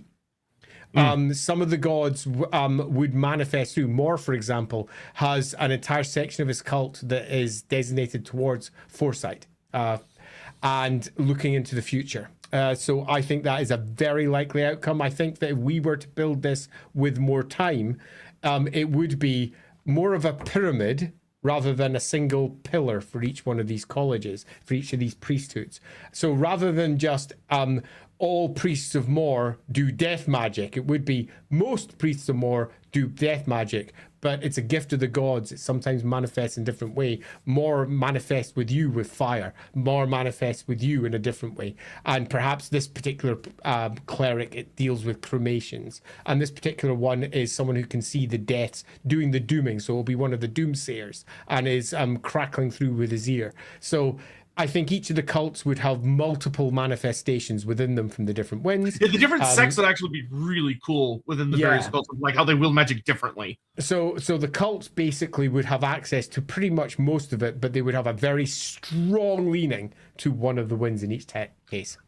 What happens with Erloth? He is with me. Listen, Erloth is busy out there banging. Actually, fun fact, there was something I stumbled on recently in my own head that I feel like I could give a really good argument about how Erloth proves that he initially sleeps with Lilith, and because of that, when Ladriel is pretending to be her and lying in the end times, Erloth's story proves that it's Ladriel lying and saying that she is Lilith. He's actually core to proving why that is. I don't have time to get into it today, but I have come up with a really cool theory about that, but we don't have time.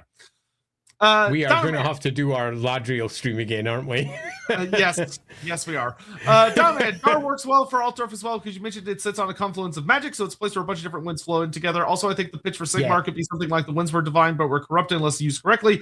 Sigmar was sent to the earth as divine overseer to make sure magic remains uncorrupted. It would be kind of interesting to see how the Sigmarite cult would, because they would try to take the propaganda of the 2,000 years of Sigmar hates magic and try to reinterpret it. Like, think about how in our world people will take like religious passages that have established to mean one thing and then they reinterpret it to try and fit a modern age. I think it'd be super easy. Basically, he hates those who are not divinely inspired.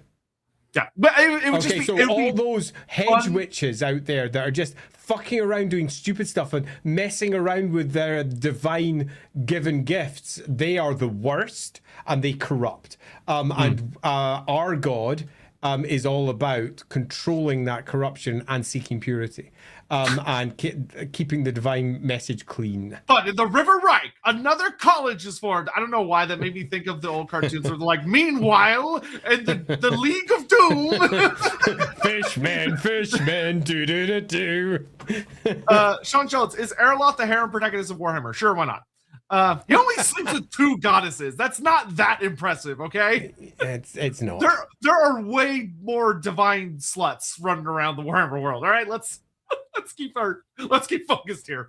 Benjamin Fraser, proposal. One of the more... Oh, yeah, we already talked about this. I do think there would be times where you would probably have notable individuals crop up within some of the colleges who are corrupted by chaos. And it would cause... happens to priests as well. Yeah. Like the whole Egron von Horseman event could happen pretty much the exact same way. It would just be, if anything, uglier. Because he would probably be a lot more powerful than he was in the original story. Archeon, priest of Sigmar. Yeah, Archeon would be almost the exact same. Yeah. Which is fun. This is great. It works really well. Wait, let's Lord Flatline here. I wanted to ask if the founding of the Dar colleges would, ironically, empower necromancy due to the excess of Dar. Also, hi. I don't think necromancy itself... So, yeah, this is interesting. Empower necromancy, no. Necromancy is much more than just dark magic alone. There's a lot of shyish involved with that. The whispering wind of death, which Dar pretty much absorbs. The old corruption of the undead is not just Dar. What's happening in Nagaroth is much more that. This is a slightly different situation. Would it make necromancy potentially easier to use there?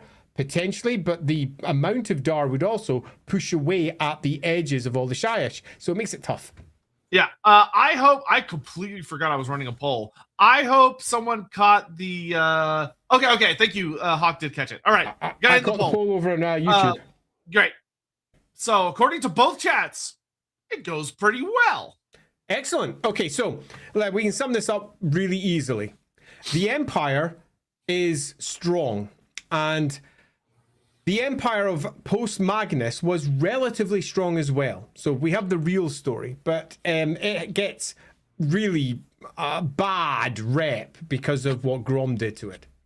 And Grom really fucks it about 100 years before the end times hits hard.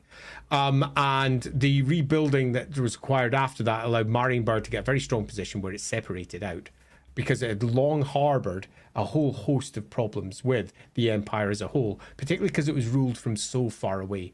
And then the Empire passes the Emperor around a little bit through various individuals until it eventually arrives in Altdorf. We're not going to get that version of the Empire here. Instead, we're going to have a stream of emperors who are elected to rule in Middenheim. Not elected to rule and the court moves to where they are. To rule in Middenheim, because Middenheim under Morathi's thumb. Yeah, Middenheim is important, and Magnus has enshrined this in law that the Emperor must rule from Middenheim, the last bastion for the end times should it ever occur. And this is a very different empire, and this emperor has got at his fingertips all of the major cults who have relocated to Middenheim. They've obviously got their own satellite bastions of strength, and each of the cities of the empire have gained new strengths or weaknesses because of this. And the cult of Sigmar, who is now tasked to police all of the clerics to ensure that none of them have fallen, has got an interesting place of preeminence. It's still a central cult for the empire, but it doesn't have their god literally sitting there doing their thing. Everything's going relatively well. I'm going to presume that Ulrich goes off to do his thing across the northern wastes, because that's what Ulrich does. He doesn't hang around in one place. Yeah, He's no, got he a bit wouldn't of want to wanderlust. stay. Yeah. Okay, so this is the Emperor, the grand clerics of the Empire, and their consolidation of power over the course of the next 100 years. We have two primary questions. The first one is how do they handle Grom? And the answer for the real Grom invasion was badly. Really badly. About half the Empire falls during Grom's attack. It's really bad. Nuln is sacked. Middenheim has a chariot made out of its roof, which makes no sense. Don't think about it too much. The greatest Ocean's 13 goblin movie that ever happened in Warhammer. Grom is the big event that sort of breaks the Empire and creates the fractures for what will eventually be the great civil war that Karl Franz pulls the Empire together underneath his extraordinary rule and then brings the Empire into the end times. What happens with Grom? That's number one. And then what's going to happen with the vampires who fucking hate how everything that they were has not just been pushed to the edges. Necromancy now is weirdly legal, but not. The use and creation of corpses is illegal, but dark magic, which necromancers often use to control themselves, is not just legal. The cult of Sigmar are throwing it at necromancers. Fuck me. This is a complete turnaround. The vampires are going to be in a bizarrely weak state, so we'll deal with them, I think, after Grom, because we have to decide how much Grom fucks with the world, and then we can decide how the vampires move in afterwards. So I think Grom will also be sort of vampires. So again, do we just make it nice and simple? As in, they kick Grom's arse, vampires hate it. So, okay.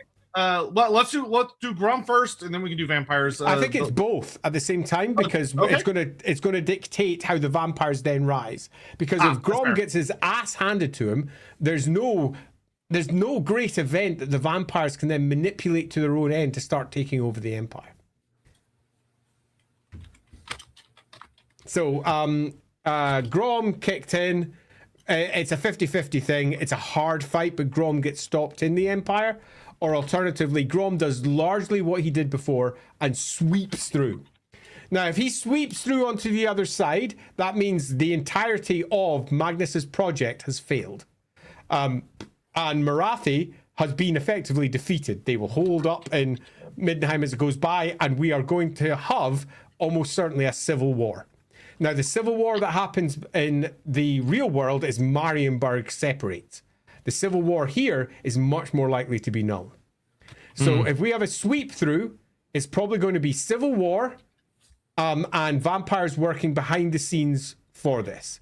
If we have Grom gets his ass handed to him, it's going to be the vampires rise up instead, no longer capable of influencing from the periphery because they've lost so much power. They start taking direct control instead. Or alternatively, we go with a weird 50-50 thing.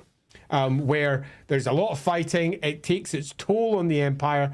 Grom is put down eventually, probably at the gates of Middenheim.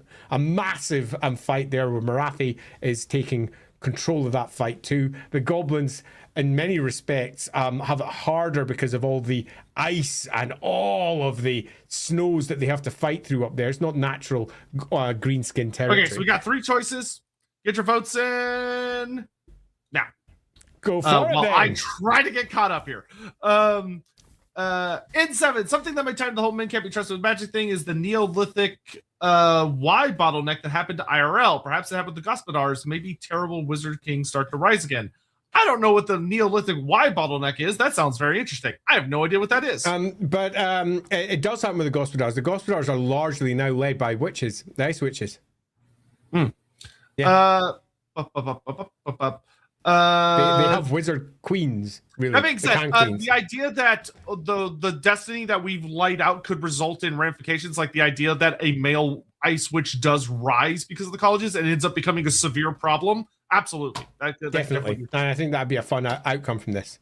Donovan, the thought of cult armies makes me think that each of the cults now has fighting force with different focuses. Manon would be marine/naval focus. Hendrik would be heavily armored and invested in gunpowder weapons. I think possibly a trading fleet as well for Hendrik.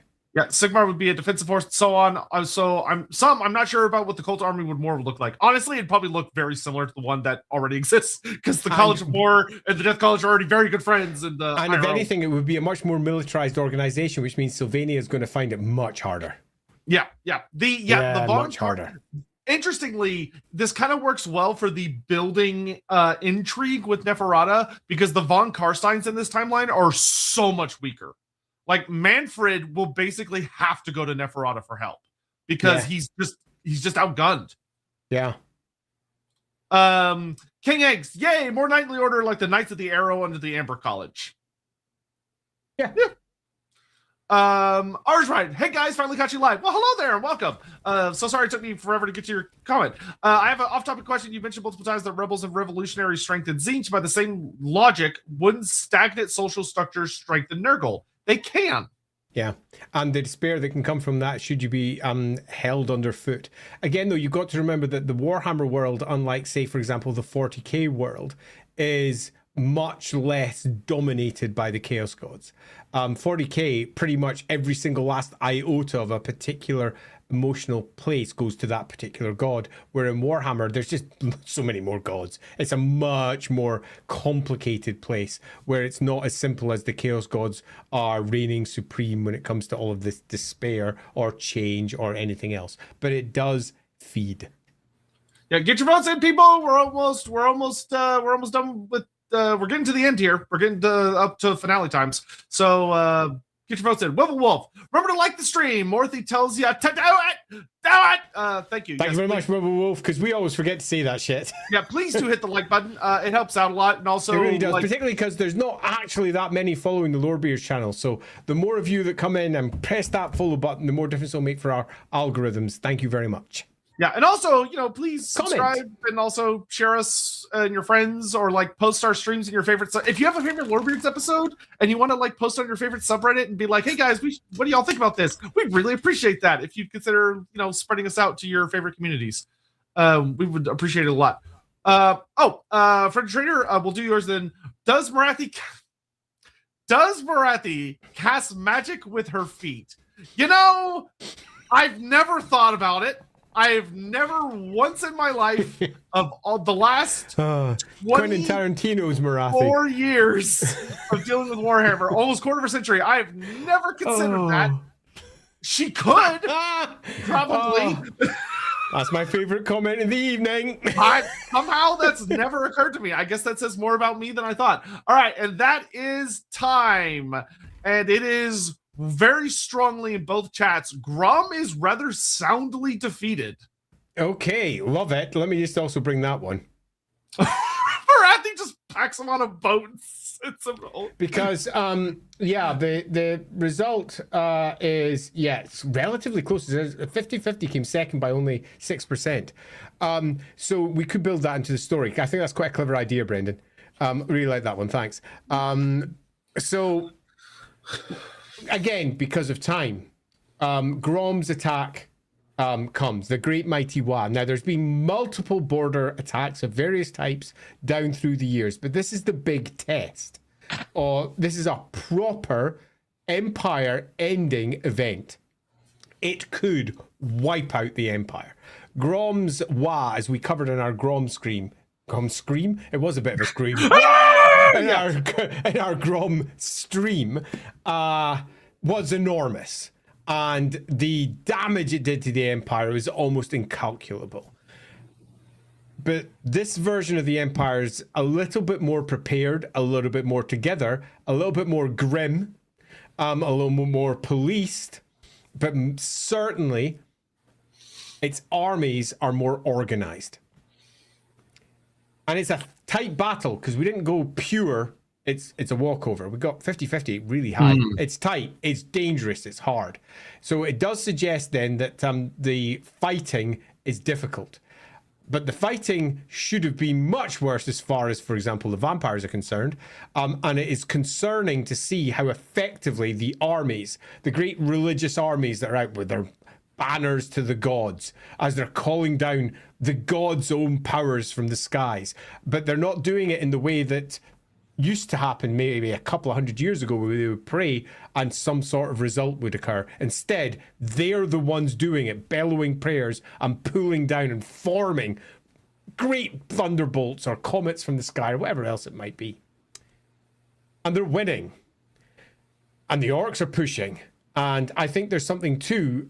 Grom gets almost siphoned down and out, pushed through the Reichland and then down towards the coastline. That would match how he acted in the original invasion, which is that if he ran up against a strong resistance, one of the things that made Grom so nasty is he, instead of stopping, he would just go around. Exactly. So eventually what we have is, from the Marchers of Corone, a great goblin army heading off to the sea to avoid the stiff resistance that is held from the northern part of the empire. Nuln gets besieged but never quite falls. So it's a slightly different tale.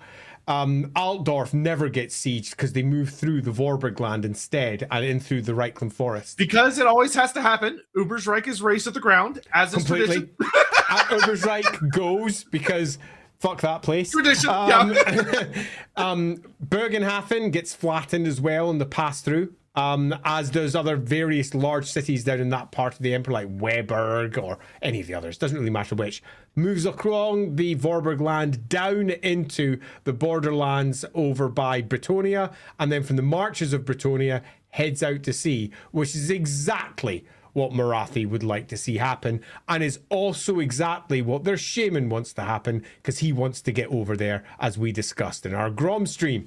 So long story short, the chaos influence in the Grom stream wants to get there anyway, so they're getting to go where they want. So it's all channeling in the right direction, but the Empire stands. Now, they think it's a horrific attack. The worst attack they've ever suffered. There's going to be monuments put up across the Empire. Great cenotaphs and great monuments for those who were lost in the great attack that happened. And that was like 100 years, so it's like 2400 approximately. In the great attack that happened, because they obviously don't compare it to what could have happened, which was far worse in the real version of events. But for them, it's still terrible. Truly terrible. And if anything, it girds their loins harder. And they prepare harder. And they start rooting out any potential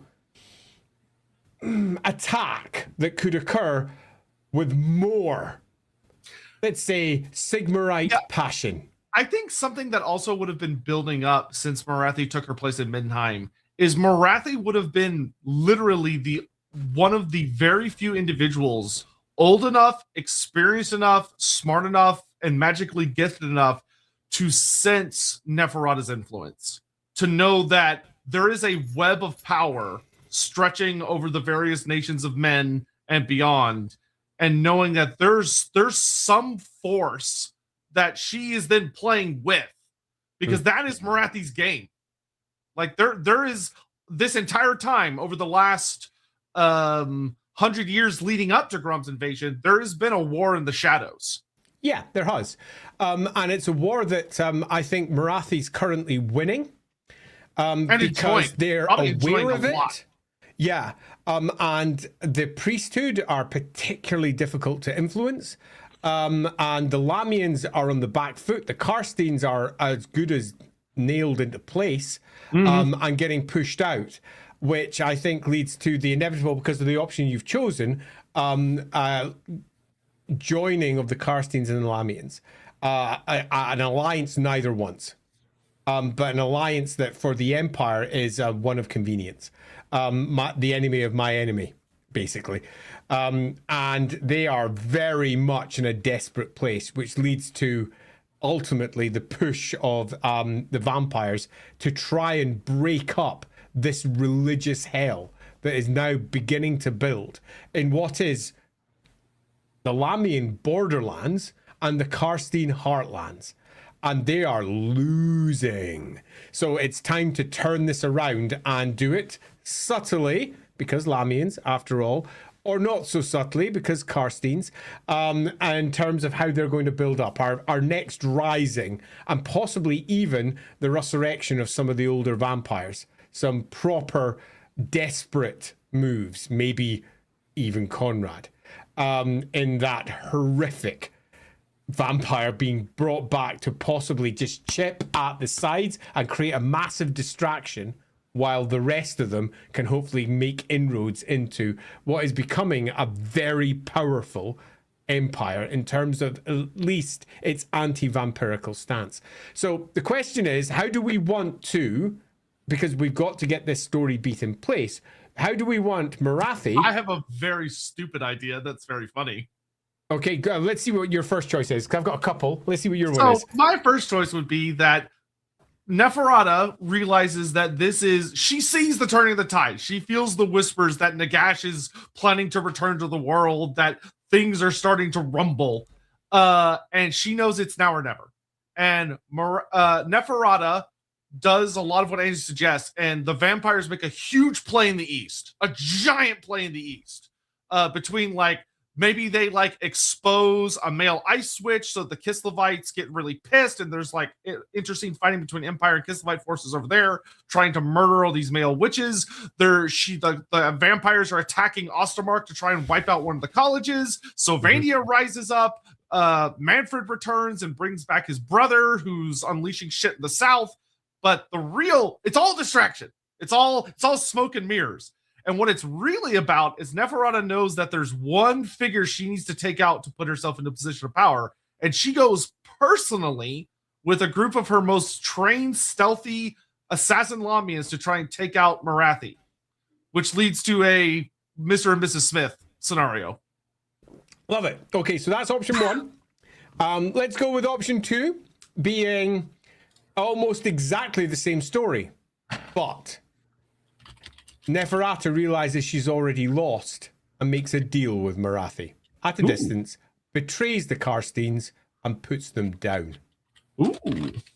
Okay, so option number one is Morathi does a personal charge, and gets taken ultimately by Morathi, which is how we get them together in an interesting fashion. Option number two is they are working behind the scenes for some time, communicating with each other, and the Karsteins, which are a thorn in both their sides, become the target. and this is how they get together. So what's going to be a good third option? Anyone in chat got a good idea? Or have you got a third one? We need to have at least 3. We could have that the desperation of Manfred and the vampires leads to an early Nagash resurrection, which is why Neferata goes to Morathi, because we know that she would do anything to stop Nagash from coming back. Okay, yeah, I quite like that one. Okay, so option number 3 is Manfred brings back Nagash in his desperation. Okay, so option number 3 is going past he brings Conrad back. Okay, the giant horror. He's lost DEFCON it. 2 to DEFCON 1. his eternal life is potentially at an end, so he makes inroads towards Nagash no longer being a distant figure who is or is not, depending on which version of the background you go with, active, into somebody who is about to move hyperactive. He's about to come, and Manfred provides him with everything that he requires. Yeah, which for those watching, this means Nagash would be coming back probably roughly 50 to 80 years earlier than he does in the original story. Yeah, totally. Okay, so that'd be the Nagash option. So the first one is the raid option. The second one is the betrayal option of the Karsteins. Third one is the Nagash option. We kind of need a fourth one. I think I've got a fourth one. Yep. And the fourth one can be that almost the opposite of the first one. Morathi's the one who decides to take them out because they're such a massive thorn. That's fun. Yeah. And she gets captured at Silver Peak and taken to Silver Peak. Okay, so the last one is the Silver Peak option. So Morathi is taken to Silver Peak, and Morathi does what she always does when she gets captured. Every single time she's captured, the same result occurs. Whoever captured her falls in love with her. And Zara goes, I'll let you off. And it's like, you've been held in that tower for long enough. They'll be fine. Okay, so it's basically Lamian's captured. Lamian betrays. What was the third one again? You've got the list. Nagash turns. Nagash turns. Returns, pardon me. Or Morathi is captured. These will be fun. These are fun. All 4 of these stories are quite fun. I quite like them all. Yep. All right. This is probably getting close to the last poll, so make sure that you get your votes in. This is probably like the potentially second to last, because we're coming up pretty close on time. So get your stuff in.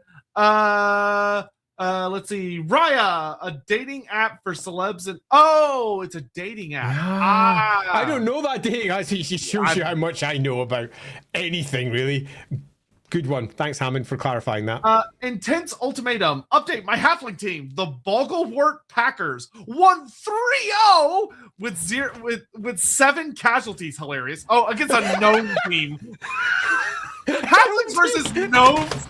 That is hysterical. Okay, that is beautiful. And I will always be happy that the gnome team background just includes a chunk of words I wrote. So that always makes me happy. Yeah. So Intense Ultimatum. I don't know if you're still here, but if you are, I'm curious. Were the 7 casualties 7 of your guys took casualties, or you did 7 casualties to the gnomes? I'm just curious.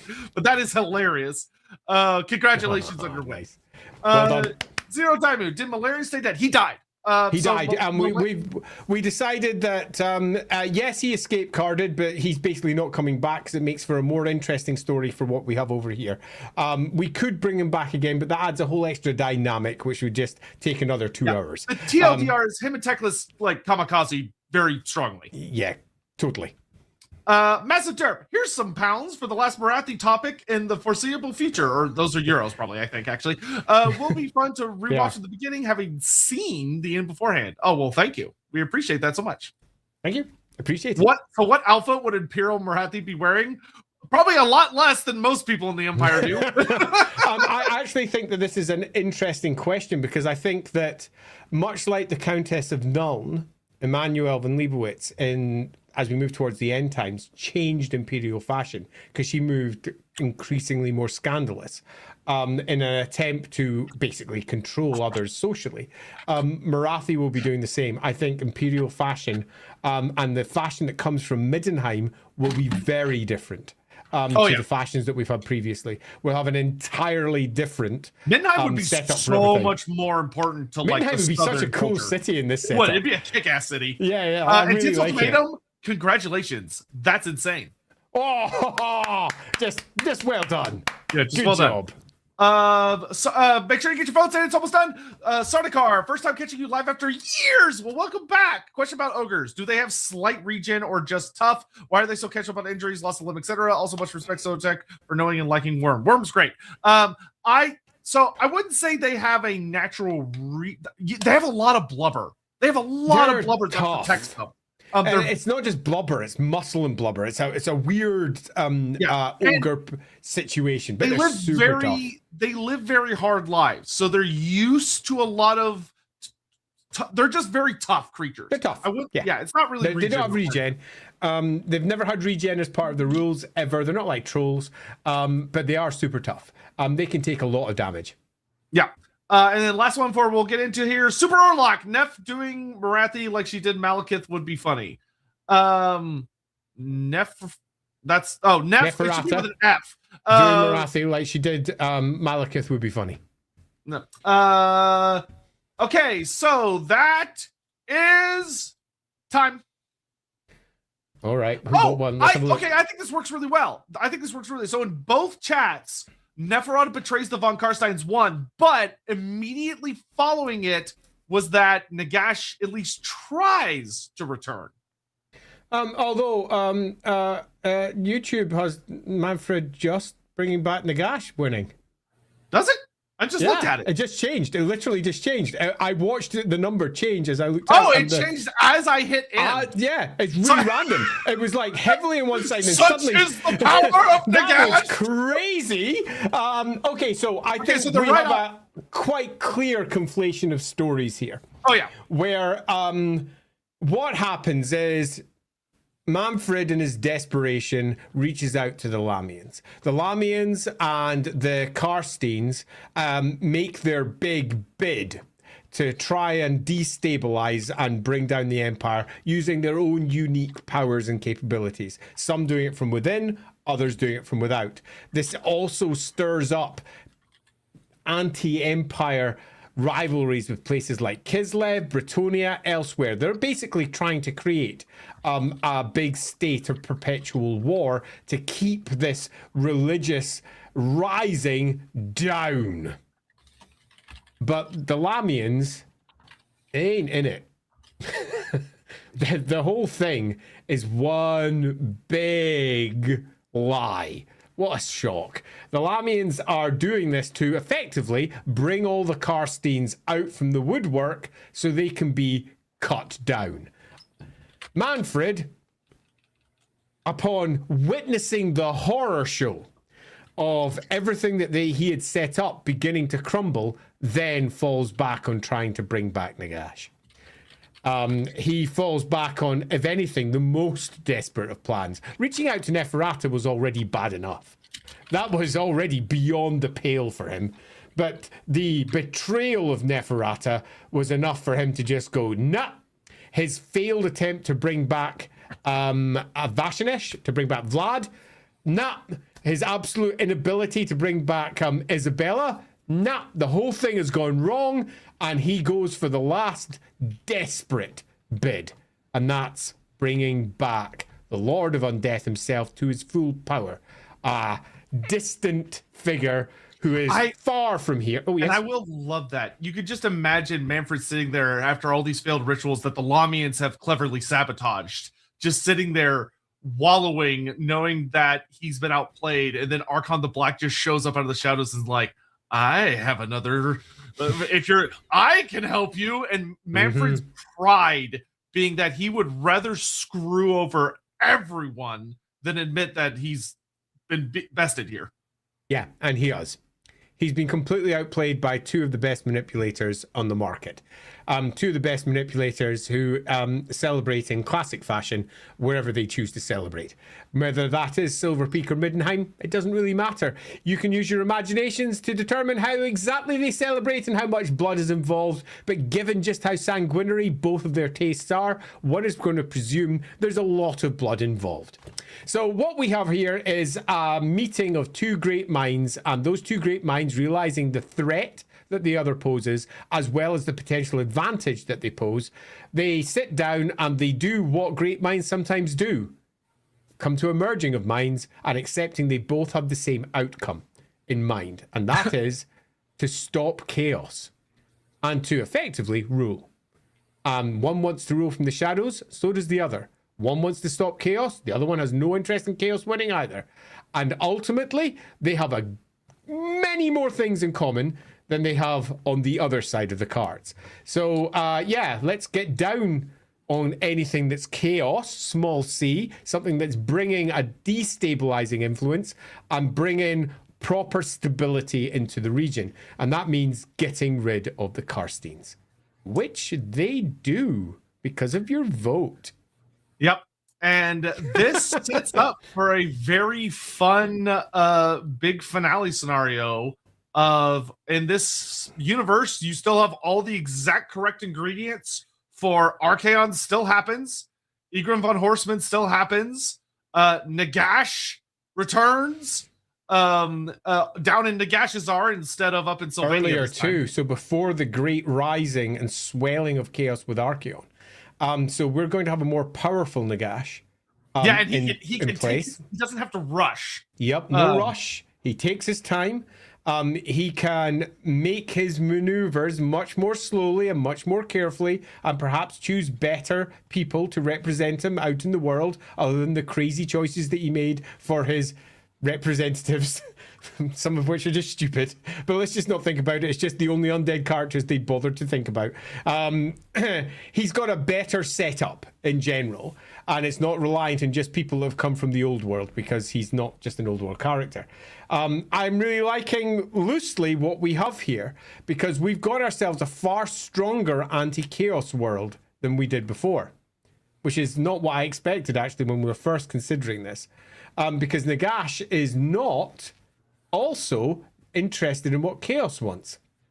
Yeah, so this is where I have to kind of hit the gas on us, because due to the whole daylight saving thing that's going on, I will have to leave here in about 5 minutes and let Andy sort of just do the outro and have fun with y'all for the last however little bit he wants to be here. For the last 10 minutes. I'm happy just to go. Man, fuck it. Yeah, okay, great. We can just end the episode early. So I think this leaves us on I don't think we need to solve the end times. I think we have answered the question to a level that I find very satisfactory. I think we can solve the end times really, really easily. Sure. Archaon has his ass handed to him, because ultimately Neferata is going to be Nagash's pawn. It's just that ultimately that's where it's going to land, and we're going to end up with a great ritual. Now, whether that great ritual pans out or not is entirely up to whatever version of the end you want to go with. That's fun. It's funny. Someone's desire for Yuri has accidentally made Nagash genuinely the biggest apocalyptic threat. Yeah, because now he's close to Morathi. Yeah, and Morathi will look at it and go, "Hey, that's chaos losing," and will not be pushing against it with the same passion that you might expect. I don't think necessarily that great ritual works in the great fullness of it, but I do think that very likely what happens is this. Because we have time no longer on our side, here's our conclusion. Are you ready? Yeah, Archaon has his ass handed to him. Good. And Nagash does his big ritual afterwards. The Empire becomes the new land of the dead, and Morathi returns to Nagaroth. Ooh, spooky. Empowering Nagash and not caring one jot as she heads back to Nagaroth. Job done. Chaos stopped. This is not helpful at all, but for some reason, us saying that, I just have this hilarious image in my head of like a really shitty meme of like two lesbians making out, and then it's just Nagash at the bottom being like, "Such is the power of Yuri." Nagash just suddenly hard left turns into being a hard ally for some reason. Yeah. So it's a sucky end if you are anyone. I mean, it's not a good end for Morathi, really, because Nekara Mark II, but this time in the north rather than the lands of the dead, is not good news. at all. But when has Morathi ever been that concerned about what makes life easy? She hasn't. It's a horrible end. The Athel-Loren elves are probably wiped out to almost a man. Athel-Loren largely dead. Most of the old world gone. Cathay panicking like frickin' mad after what's actually occurred with Nagash. Nagash much more powerful, but ultimately Morathi's core goal, which is stop the end times, has succeeded. We have to wait for another ever chosen. Like a lot of the world is probably still going to end up in a really bad place. Yeah, it's our classic. You managed to. It's not a more existential threat than chaos. It's just not. Yeah, the world keeps going. The world keeps going. Chaos is the world ends, and we're off to a different one. It's a weird end, and it's an end that we can do a bunch of things with if you want. Yeah, feel free to write up your own what you think it should play out as. Yeah, totally. Put it in the Lorebeards Discord and ping us, and we can come read it and be like, I'm particularly amused because this is an end that doesn't end with the end of the world, which most of our what ifs do. The world ends when chaos destroys it. The world ends when chaos destroys it. The world ends when chaos destroys it, with just a different version. This one is the cycles of chaos attempting to destroy the world just continue, but the power balance has changed entirely, and the Gash is much more powerful because of it. Yeah. And hope you all had fun. Hope y'all enjoyed it. And then Face Flyer shows up. I'm gonna grab our last couple super chats, and then we're gonna get out of here. I'm gonna send y'all all over on raids to go hang out with Vera because she's streaming right now. Because I can just do that real fast. And let me grab some just kind of last second stuff here. Dinoman, how's this version of the Empire do with Tarmakon? Much the same IRL. And yes, I already answered the second thing earlier. Tarmakon in this version, Tarmakon hits an undead empire.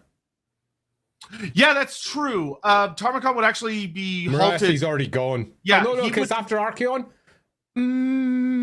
I just think it deals with it slightly better. Yeah, it'd be interesting. Either he would run into Nagash's empire out east, because Nagash returns earlier, or he would run into. I mean, he might successfully still. I mean, Valdorf may still end up fucked because it's not a college center, but I think he would ultimately still die eventually in a similar fashion. He might just die further out east. Dinoman. Oh, yeah, thank you. I'm just being amused by some of the comments. Nagash is one of those old guys who doesn't believe in lesbians. He doesn't. Dude, Nagash is canonically deeply asexual. Yeah, he is one of the most sex is purely a means of reproduction people you will ever meet on the face of the earth. Morathi sees Neferata as a great anti-chaos tool, and she is. I think Morathi would actually have one of the most accurate views of her. Yeah, I think that. I think that one works quite well. A good choice from everyone. Yep. All right, but that's time. Are we done? Yep. All right, thanks all. That did not go where I expected at all. I had an expectation in my mind of how this one might land, and yet again, you chose something different, and that always makes me happy. It's Yeah. Listen, Miki, if I gotta deal with every fucker out there that's like mostly straight, you can deal with just the Gash, okay? At least he's a fictional asshole. Anyway, thank you all so much for watching. I'm sending y'all off on raids now. I hope you all have a lovely day, and we will see y'all next time. See y'all next time. Bye-bye. Bye-bye, bye-bye, bye-bye, bye-bye, bye-bye, bye-bye. One more